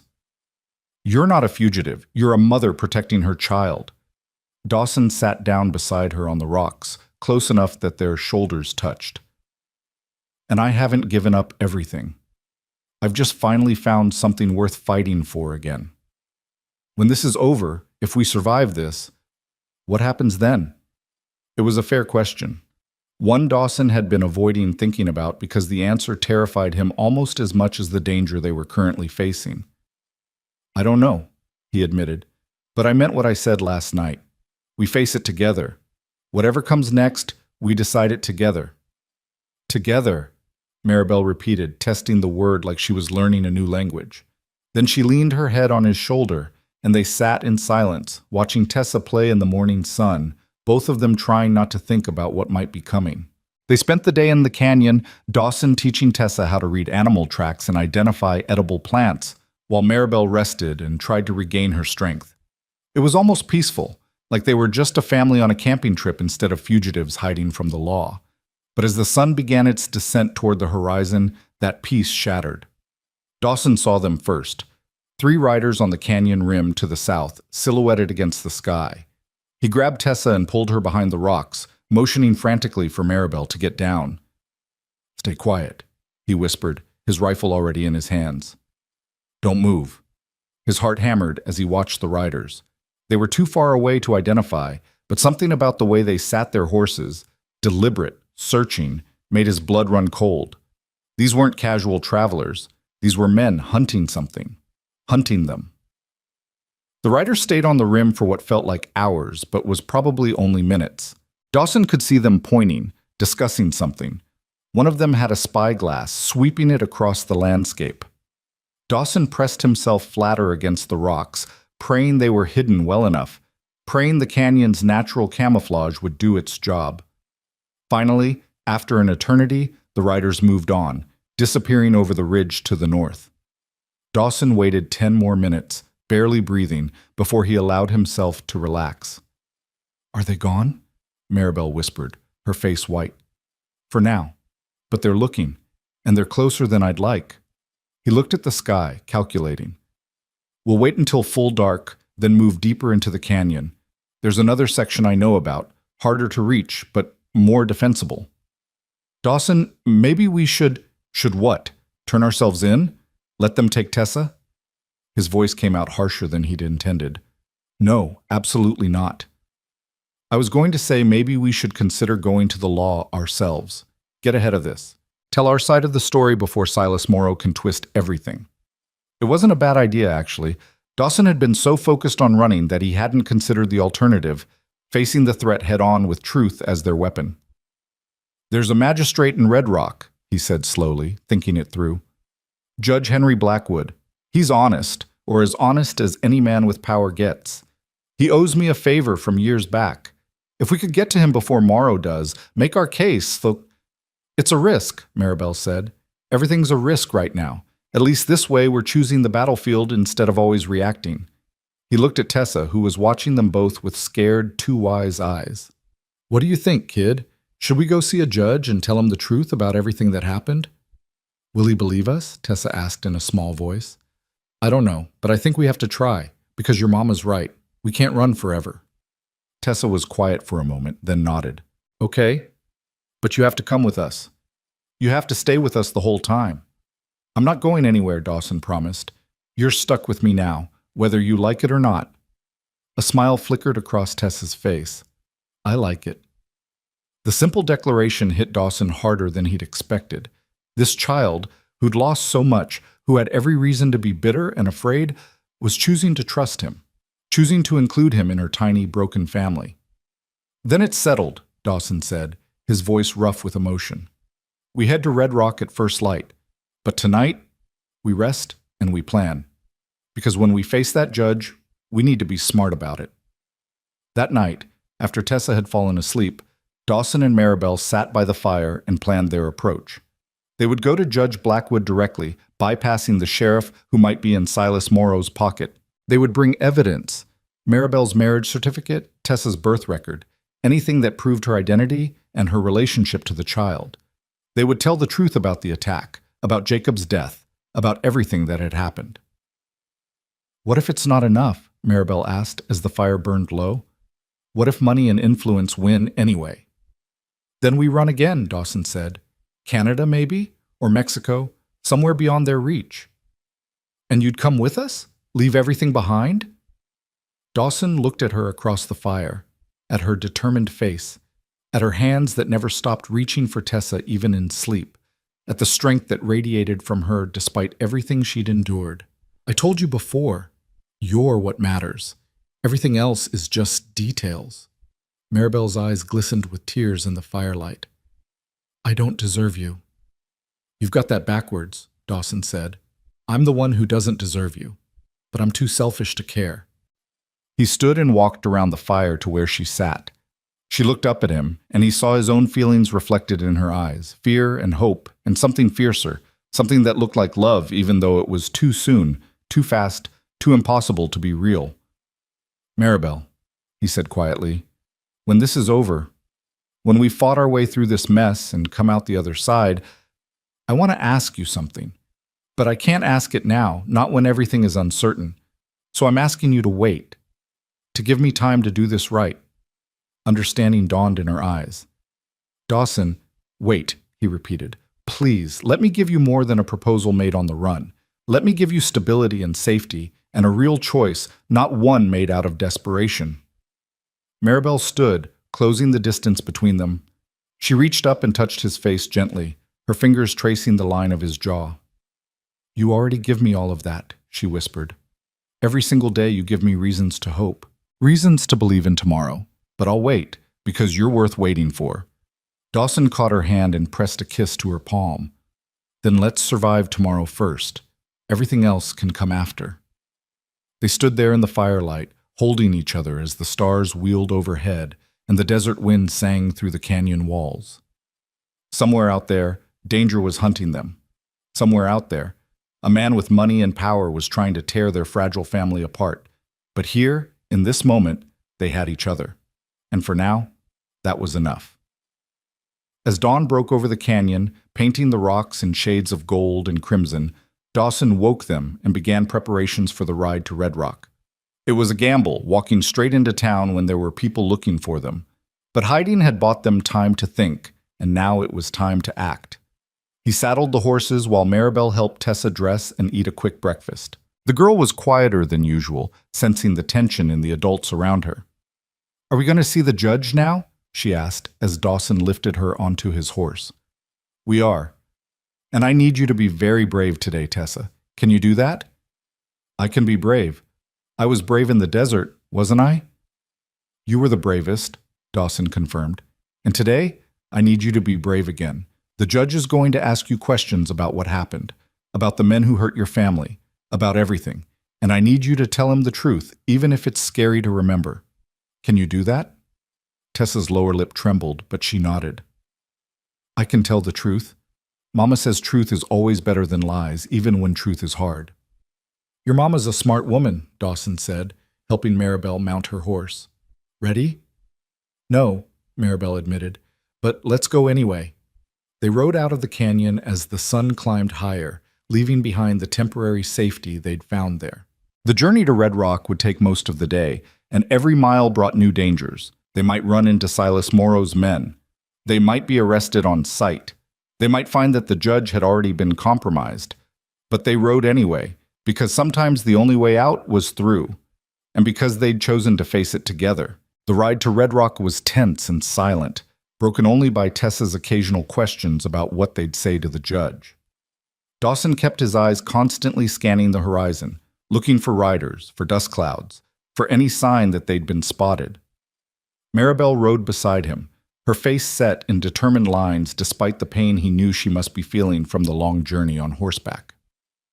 They reached the outskirts of town around noon, and Dawson pulled them to a stop behind a stand of cottonwoods to survey the situation. Red Rock was bigger than the settlements near his ranch. Maybe 200 people called it home, with a proper main street, a courthouse, several saloons, and even a small hotel. From their vantage point, Dawson could see the usual midday activity: wagons rolling through, men gathered outside the general store, women with their shopping baskets. And there, tied to the hitching post outside the courthouse, were 3 horses that made his blood run cold. Expensive horses, well-groomed and outfitted with fancy tack that screamed money and Eastern refinement. "They're already here," Maribel whispered, following his gaze. "Looks that way." Dawson's mind raced through options. They could turn around, head back to the canyon, buy themselves more time. But time for what? The longer they waited, the more Silas Moro could poison the well, spreading his version of events to anyone who'd listen. "We keep going," Dawson decided. "We face this now, on our terms. What if the judge has already sided with them? Then we'll know where we stand. But Judge Blackwood, he's a fair man, or he was, last time I dealt with him. That was 5 years ago when I testified in a land dispute case. He ruled based on evidence, not money. I have to believe he's still that man." Maribel reached across the space between their horses and took his hand. "Whatever happens, we face it together. You promised, and I keep my promises," Dawson said, squeezing her hand before releasing it. He looked down at Tessa, who sat in front of him, unusually quiet. "Hey, kid, you remember what we talked about? About being brave and telling the truth?" "I remember." "Good girl. Now, when we get in there, some things might be said that are scary or confusing, but I need you to trust that your mama and I are going to handle it. Can you do that?" Tessa twisted around to look up at him, her dark eyes serious. "Are you going to marry my mama?" The question caught Dawson completely off guard. Behind him, he heard Maribel's sharp intake of breath. "Tessa," Maribel said, "that's not... This isn't the time." "But I heard you talking last night," Tessa said, looking between them. "Dawson said he wanted to ask you something when everything was over. That's what people say before they ask about marrying, isn't it? Mrs. Ortiz told me that when I asked why her daughter was so happy all the time." To see, Dawson felt heat rise in his face. "Tessa, that's a conversation for later. Right now we need to focus on..." "I think we should get married," Tessa continued as if he hadn't spoken. "Because then we'd be a real family and nobody could take me away because you'd be my papa. That's how it works, right? If you marry mama, you become my papa?" The simple logic of a child cutting through all the complexity and fear straight to the heart of the matter. Dawson looked at Maribel and saw his own stunned realization reflected in her eyes. "She's right," Maribel said slowly. "If we were married, if you legally adopted Tessa, Silas Moro would have no claim. The inheritance might still be an issue, but he couldn't argue that I'm an unfit mother or that Tessa needs to be removed from my custody." "We can't get married just to solve a legal problem," Dawson protested, even as part of his mind was already calculating the angles. It wouldn't be right." "Why not?" Maribel's voice was steady now, gaining strength. "You said you wanted to ask me something when this was over. You said you wanted to do it right, to give me a real choice. Well, this is a real choice, Dawson. Choose us. Choose this family we're building. Choose right now, before we walk into that courthouse and face whatever's waiting there." "Maribel, I love you," she said simply. I know it's fast and crazy and probably foolish, but I love you. I love the way you check on us at night when you think we're sleeping. I love how you carve Tessa's name in wood. I love that you're willing to fight the whole world to keep us safe. And I want to marry you, Dawson Reeve, not because it's legally convenient, but because I can't imagine my life without you in it anymore. Dawson felt like someone had knocked the air from his lungs. He looked at Maribel, at her fierce determination, at the love shining in her eyes, and then at Tessa, who was watching him with hopeful expectation. I don't have a ring, he said, which was possibly the stupidest thing he could have said given the circumstances. Maribel laughed, a sound that was half sob. I don't need a ring, I need you. And I need a papa, Tessa added helpfully. A real papa who'll teach me about horses and protect us from bad men and love Mama the way she deserves. Dawson closed his eyes, feeling the last of his resistance crumble. He'd been alone for 7 years, building walls and keeping the world at arm's length. These two had torn through his defenses in a matter of weeks, and now they were offering him something he'd thought he'd never have again. A family, a purpose, a reason to believe in tomorrow. All right, he said, opening his eyes. Yes, if you'll have me, if you're sure this is what you want, then yes. I'll marry you, Maribel Lane. And Tessa, he looked down at the girl. I'd be honored to be your papa. Tessa let out a whoop of joy and threw her arms around him, nearly unseating them both from the horse. Maribel was crying now, tears streaming down her face, but she was smiling too. The biggest, brightest smile Dawson had ever seen. But we're doing this properly, Dawson said, his practical side reasserting itself. Which means we need a preacher and witnesses and legal documents. Judge Blackwood can probably help with that, assuming he doesn't throw us in jail first. Then let's go ask him, Maribel said, wiping her eyes. Let's go face whatever's waiting in that courthouse. Together. As a family. They rode into town slowly, very aware of the stares they attracted. Word had clearly spread about the missing widow and child, and 3 strangers riding in together was bound to draw attention.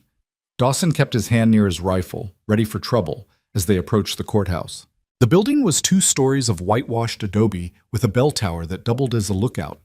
Dawson had been here before, years ago, and found it unchanged. Same wooden steps, same heavy door, same sense of weighty authority that all courthouses seem to carry. He helped Maribel and Tessa dismount, then tied the horses to the rail next to the fancy Eastern horses. Up close, he could see they were even more expensive than he'd thought. Thoroughbreds, probably worth more than his entire ranch. Ready? He asked quietly. Maribel took his hand on one side, Tessa's on the other. Ready. They climbed the steps together and pushed through the heavy door into the cool interior. The courthouse lobby was empty except for a clerk dozing at a desk and a well-dressed man pacing near the stairs. The man looked up as they entered, and his eyes went immediately to Maribel and Tessa. Mrs. Lane, I presume? The man's voice was cultured, Eastern, and cold as ice. I'm Silas Morrow, attorney representing the Lane family estate. I've been searching for you. He was tall and lean, probably in his 40s, with silver hair and the kind of face that looked like it had been carved from marble. All sharp angles and no warmth. His suit probably cost more than most people in Red Rock made in a year. Mr. Morrow, Maribel said, her voice remarkably steady. I'm afraid I have nothing to say to you. On the contrary, Mrs. Lane, you have a great deal to explain, such as why you've been hiding from the law with this man, he gestured dismissively at Dawson, and why you've been preventing your daughter from claiming her rightful inheritance. I haven't been hiding from the law. I've been recovering from being left to die in the desert by bandits who murdered my husband. A convenient story, but one that's difficult to verify. Silas pulled papers from his jacket pocket. What I have here, however, is quite verifiable. This is a court order granting me temporary custody of the minor child Tessa Lane pending resolution of estate matters. The judge has already reviewed the evidence and— What judge? Dawson interrupted, his voice dangerous. Judge Blackwood, of course, the presiding magistrate of this district. He signed the order this morning after reviewing my petition and supporting documentation. Dawson felt his stomach drop. If Blackwood had already signed a custody order, if Morrow had gotten to him first with his twisted version of events, I'd like to hear that from Judge Blackwood himself, Dawson said. Would you? A new voice came from the top of the stairs. Then come up to my chambers, all of you. It seems we have much to discuss. Judge Henry Blackwood descended the stairs with the careful dignity of a man who knew his own authority. He was in his 60s, with iron gray hair and sharp eyes that missed nothing. He looked at Dawson, and something flickered in his expression. Recognition, maybe, or surprise. Dawson Reeve, I heard you were involved in this matter. Didn't quite believe it until now. He turned his gaze to Maribel and Tessa. Mrs. Lane, Miss Lane, please come to my chambers. Mr. Morrow, you as well. They climbed the stairs in tense silence and filed into the judge's chambers, a spacious room lined with law books and dominated by a massive desk. Blackwood settled into his chair and gestured for everyone else to sit. Dawson remained standing, positioning himself between Maribel and Silas Morrow. Now then, Blackwood said, steepling his fingers. Mr. Morrow arrived yesterday with quite a story about a missing widow and child, inheritance matters, and concerns about the child's welfare. He provided documentation, he tapped the papers on his desk, that seemed legitimate. Marriage certificates, death records, birth certificates, all properly notarized. He claimed that Mrs. Lane had essentially kidnapped the child and was hiding from the family that wished to provide for them both. That's a lie, Maribel said quietly. Is it? Then perhaps you'd like to share your version of events, Mrs. Lane. And before you begin, I should warn you that I have very little patience for deception. I suggest complete honesty. So Maribel told the story, all of it. The attack on the trail, Jacob's murder, being left to die, Dawson finding them, the long recovery. She spoke clearly and calmly, though her voice shook when she described watching her husband die. Tessa pressed against her side, occasionally adding her own details about the bad men in the desert and how Dawson had saved them. When she finished, the room was silent. Blackwood's expression was unreadable. A compelling narrative, Silas Morrow said into the silence, but one conveniently lacking in any corroborating evidence. We have only Mrs. Lane's word that any of this occurred. Meanwhile, I have documented proof that Jacob Lane died intestate, that his daughter is heir to a considerable fortune, and that Mrs. Lane has been evading legal authorities and living in isolation with a man to whom she has no legal connection. She wasn't evading anyone, Dawson said. She was recovering from wounds that nearly killed her. I have neighbors who can testify to her condition when I found her. Hell, I can show you the wound itself if— A wound proves nothing, Silas interrupted smoothly. It doesn't prove how she acquired it. It doesn't prove her version of events. And it certainly doesn't prove she's a fit guardian for a child who stands to inherit a substantial estate. What it proves, Judge Blackwood said quietly, is that something violent happened to this woman. And having known Dawson Reeve for some years, I find it difficult to believe he'd be party to any scheme or deception. The man's as honest as they come, even when honesty costs him. Silas's expression hardened. Your Honor, with respect, personal acquaintance doesn't constitute evidence, no. But it does constitute context, which is something I value highly. Blackwood turned to Maribel. Mrs. Lane, can you explain why Jacob Lane's family, who I understand are quite wealthy, would go to such lengths to claim custody of your daughter if they have your best interests at heart? Because they never wanted me in their family, Maribel said. When Jacob married me, his father disowned him, said I was beneath their station, a school teacher from Ohio with no family connections or money. They cut him off completely. We heard nothing from them for 15 years. Not a letter, not a word. Then Jacob dies, and suddenly they care about their granddaughter? She shook her head. They don't want Tessa because they love her. They want her because she's an heir. They want control of whatever Jacob might have left behind. That's a serious accusation, Blackwood said. It's the truth. Ask Mr. Morrow if Jacob's father has even inquired about meeting his granddaughter. Ask him if there's been any expression of concern for my welfare or Tessa's emotional state. Or ask him what happens to the inheritance if Tessa is deemed incompetent or if something happens to her before she reaches majority. Silas's face went carefully blank, which told Dawson everything he needed to know. This wasn't about family, it was about money. It was always about money. Mr. Morrow, Blackwood prompted, would you care to address Mrs. Lane's questions? The specifics of the estate planning are confidential matters between, which means they benefit someone other than the child, Dawson interrupted. Your Honor, this man didn't come here out of concern for Tessa's welfare. He came here to take control of a child so he can control her inheritance. Everything else is just legal window dressing. Blackwood was quiet for a long moment, his eyes moving between the faces in the room. Finally, he sighed and reached for the document on his desk. The custody order Silas had mentioned. Mr. Morrow provided me with convincing documentation this morning. Documentation that suggested Mrs. Lane was unstable, potentially dangerous, and certainly unfit to raise a child alone in her current circumstances. He picked up the paper, and Dawson's heart sank. However, having now heard from Mrs. Lane herself, and having evaluated her demeanor and credibility, and particularly having considered the testimony of young Tessa here, who seems quite clear about what happened to her family, I find myself reconsidering my earlier decision. Hope flared in Dawson's chest.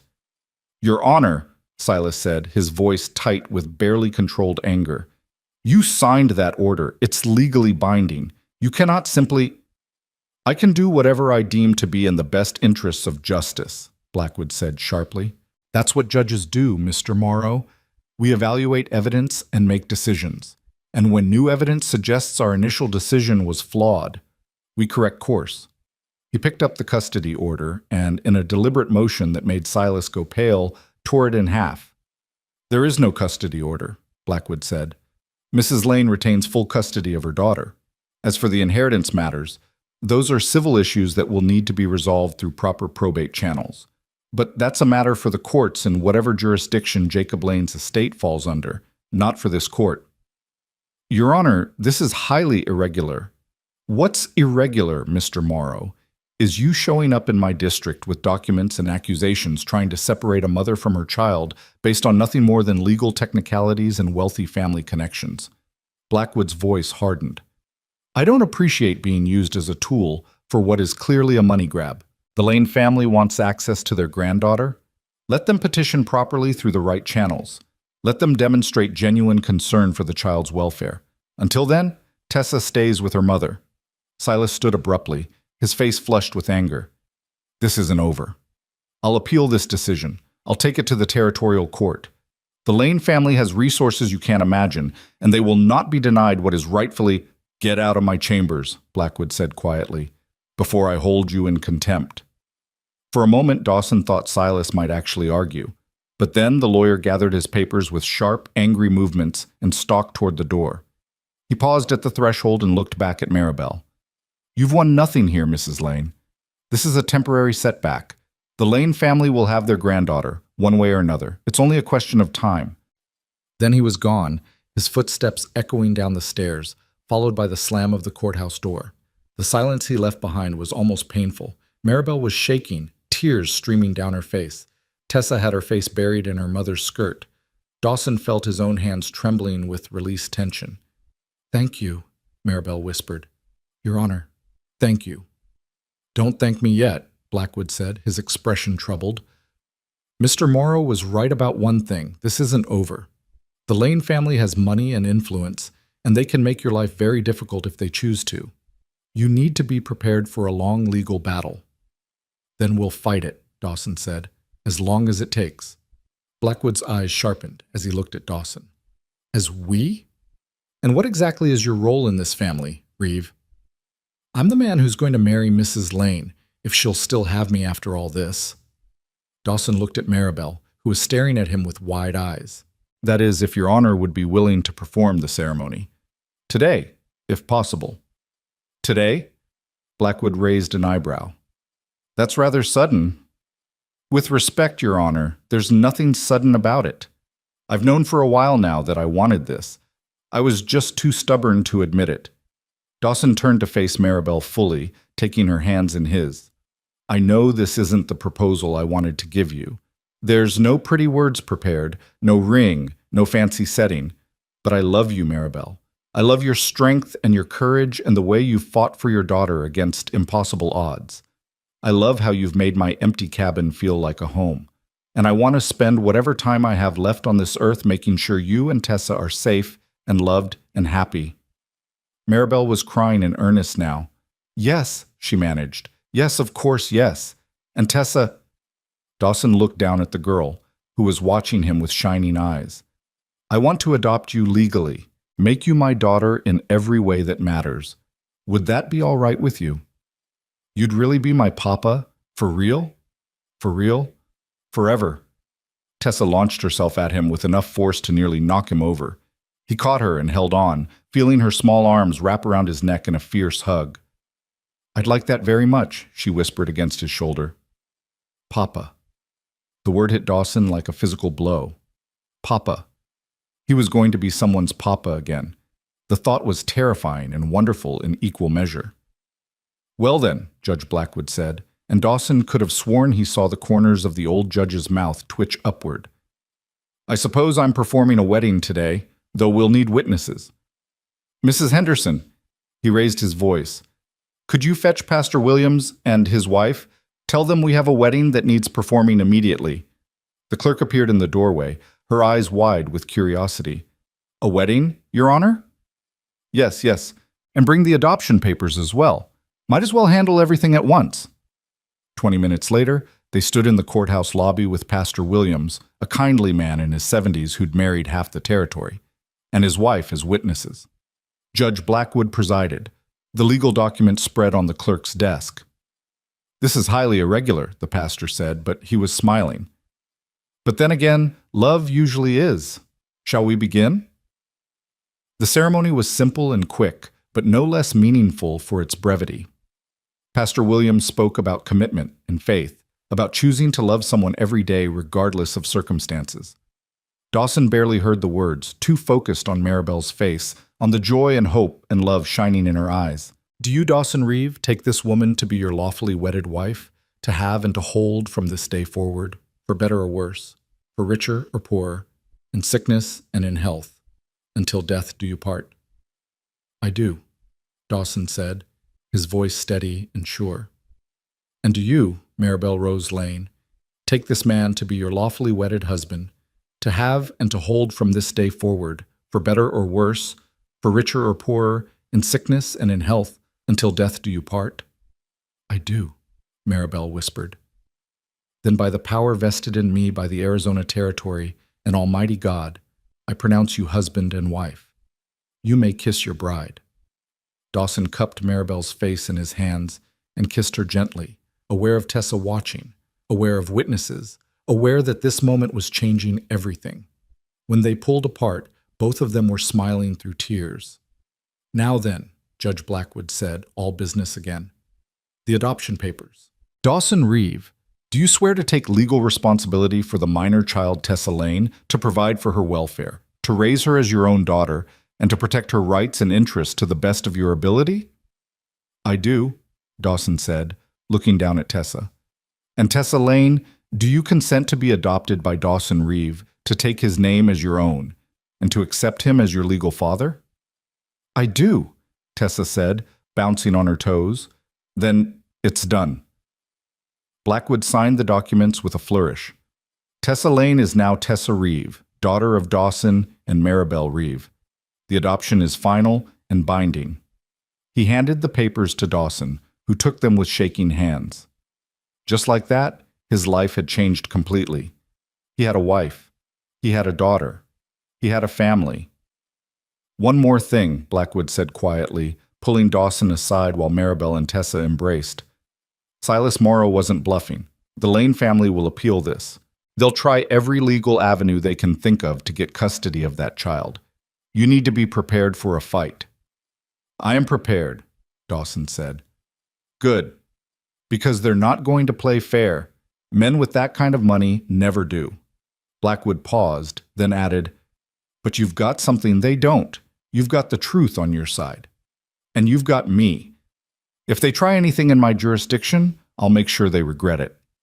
Thank you, Your Honor, for everything. Don't thank me. Just take care of your family. And Dawson? Blackwood's expression softened.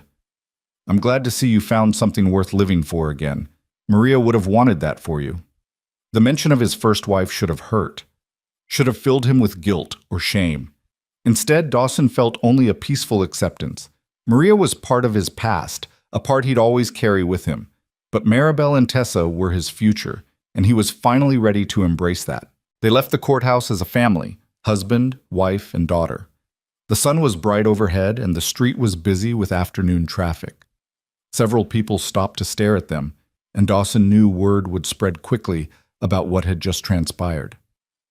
"Where do we go now?" Maribel asked, holding Tessa's hand while her other hand was firmly entwined with Dawson's.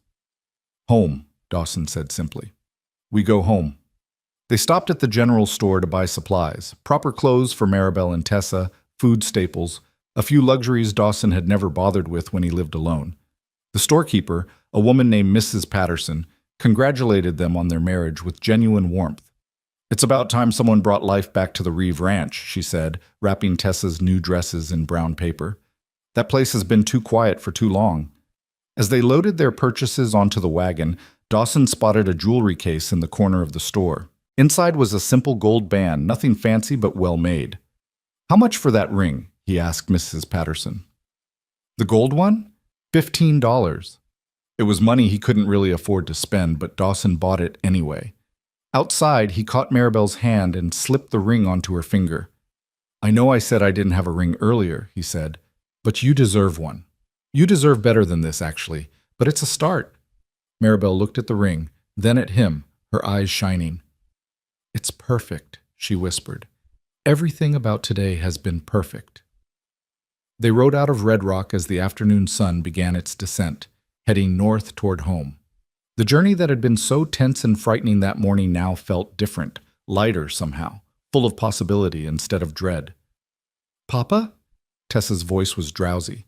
She'd been quiet since leaving town, processing everything that had happened. "Yeah, kid?" "When we get home, can I have my own room? A real room with a door and everything?" Dawson felt his chest constrict. His cabin only had one room. He'd need to build an addition, create proper space for his new family. "I'll build you the best room you've ever seen," he promised, "with a window facing east so you can watch the sunrise, and shelves for books, and anything else you want." "Can I help build it?" "Absolutely. Can't think of anyone I'd rather have helping me." Tessa smiled and settled back against him, content. Behind them, Maribel was humming softly, one of the lullabies she used to sing to her daughter. The sound carried on the desert wind, turning the harsh landscape into something almost beautiful. They reached the ranch as twilight painted the sky in shades of purple and gold. The cabin looked exactly as they'd left it, but somehow different too. Maybe it was just Dawson's perspective that had changed, but the place no longer seemed lonely or isolated. It seemed like exactly what it was: home. "It's not much," Dawson said as he helped Maribel down from the wagon. "The roof leaks when it rains hard and the floor's always dusty, and the barn door needs replacing. But it's ours now, all of ours." "It's perfect," Maribel said, the same word she'd used about the ring, "because we're here together." That night, after Tessa had fallen asleep on her makeshift bed, Dawson and Maribel sat outside and watched the stars emerge one by one. They didn't talk much, didn't need to. Everything that needed saying had been said in that courthouse, in those vows they'd spoken, in the simple act of choosing each other despite all the reasons they could have walked away. "Do you think Silas Morrow will really come back?" Maribel asked eventually. "Probably. Men like that don't give up easily." Dawson pulled her closer against his side. "But we'll face it when it comes. For now, let's just enjoy this. This moment of peace. This moment of being a family. Really being one, legally and forever." Maribel tilted her head up to look at him. "Do you ever regret it, finding us in the desert? Your life was simple before we came along." "Simple isn't the same as good," Dawson said. "I was existing, not living. You and Tessa, you reminded me what it feels like to have something worth fighting for, worth living for." "We're going to be happy here," Maribel said with quiet certainty. "I know there will be hard days ahead. I know we'll have to fight for this family we're building, but we're going to be happy, Dawson. I can feel it." "Yeah," Dawson agreed, pressing a kiss to her hair. "We are." The weeks that followed fell into a new rhythm. Dawson began construction on the addition to the cabin, working in the early mornings and late evenings to expand their living space. Tessa helped when she could, handing him tools and chattering constantly about everything and nothing. Maribel took over the garden, coaxing vegetables from the stubborn desert soil with the same determination she'd shown in everything else. Samuel and Margaret Ortiz came to visit, bringing food and congratulations and genuine happiness at seeing Dawson's transformation from solitary rancher to family man. Other neighbors followed, and slowly, the Reeve Ranch became part of the community instead of existing on its fringes. Maribel started teaching Tessa her letters properly, using a slate board Dawson had bought in town.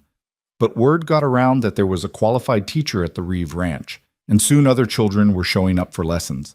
Before long, Maribel had a small school running out of the barn, with parents paying what they could, sometimes money, sometimes goods, sometimes just gratitude. 3 months after the wedding, a letter arrived from the territorial court. Silas Morrow had filed an appeal, but it had been denied. The Lane family was welcome to petition for visitation rights, the court said, but custody would remain with the adoptive parents. The case was closed.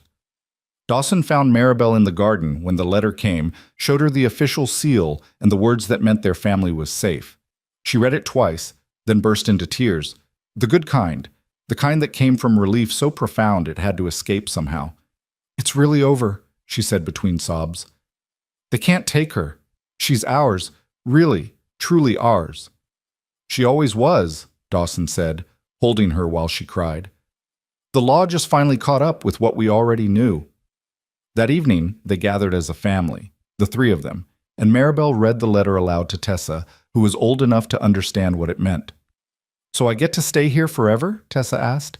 "With you and Papa, forever and ever?" "Forever and ever," Maribel confirmed. "This is your home now, home. You're Tessa Reeve, daughter of this family, and nothing will ever change that." Tessa threw her arms around both of them, and they held each other as the sun set outside, painting their small cabin in golden light. Later, after Tessa was asleep in her new room, the addition was finished now, with the east-facing window Dawson had promised. He and Maribel stood outside looking at the stars. "Do you remember what you said to me?" Maribel asked. "That first day in the desert, when you found us?" "I said a lot of things." "You said, 'You're coming with me, kid.' To Tessa, like it was the simplest thing in the world, deciding to save two strangers' lives." She turned to face him. "That moment changed everything. Changed all three of our lives." "I couldn't leave you there," Dawson said simply. "Once I saw you, there was never a choice. It was always going to be this." "Always?" "Always." He pulled her into his arms, holding her close. "I didn't know it then, but I was finding my way home that day. I just didn't realize home could be two people instead of a place." They stood there under the stars, two people who'd found each other in the worst circumstances and chosen to build something beautiful from the wreckage of their pasts. Around them, the desert stretched vast and unforgiving, but here, in this small circle of land they'd claimed as their own, there was warmth and safety and love. Inside the cabin, Tessa stirred in her sleep and called out, not in fear or nightmare, but just checking that her parents were near. Dawson and Maribel went to her together, found her half awake in her bed. "Just making sure you were here," Tessa mumbled, already drifting back to sleep. "We're here," Dawson said softly. "We'll always be here." He meant it. After years of running from connection, of hiding from the possibility of loss, he'd finally learned that love was worth the risk. That family, messy and complicated and terrifying as it could be, was worth fighting for. 6 months later, Dawson hung a new sign across the ranch gate. Margaret had painted it for them as a housewarming gift, the letters carved deep and true into the wood. "The Reeve family, 3 hearts, 1 home." Tessa traced the letters with her finger, sounding them out carefully. She was reading well now, devouring every book Maribel could find for her. "3 hearts," she said. "That's us." "That's us," Dawson agreed, lifting her onto his shoulders so she could see the sign better. "Forever." Below them, Maribel stood with her hand shading her eyes, watching her family with a smile that never seemed to fade these days. She thought about everything they'd survived, the attack, the desert, the fever, the threat of separation. All of it had led them here, to this moment, to this family that shouldn't exist but did anyway. "Come on," she called, Dinner's ready. They walked back to the cabin together, Tessa riding high on Dawson's shoulders, Maribel's hand in his free one. Behind them, the sign swayed gently in the evening breeze, its message clear for anyone who passed by. 3 hearts, 1 home. A family built not from blood or convenience, but from choice, from courage, from the stubborn refusal to give up on each other even when the whole world seemed determined to tear them apart. The girl Dawson had found guarding her mother's body in the desert was thriving now, growing strong and confident under the protection of 2 parents who would fight heaven and earth to keep her safe. The woman he'd saved from death was flourishing, her smile coming easier, her laughter ringing through the cabin at all hours. And Dawson himself, the broken widower who'd thought his chance at family had died 7 years ago, had learned that sometimes the heart could heal if you let it. That sometimes love came back around when you were brave enough to reach for it. They were the Reeve family now. 3 hearts, 1 home. And nothing, not lawyers or distance or the harsh desert that surrounded them, would ever tear them apart again. That night, as Dawson lay beside his wife with his daughter sleeping safely in the next room, he thought about the moment that had started it all.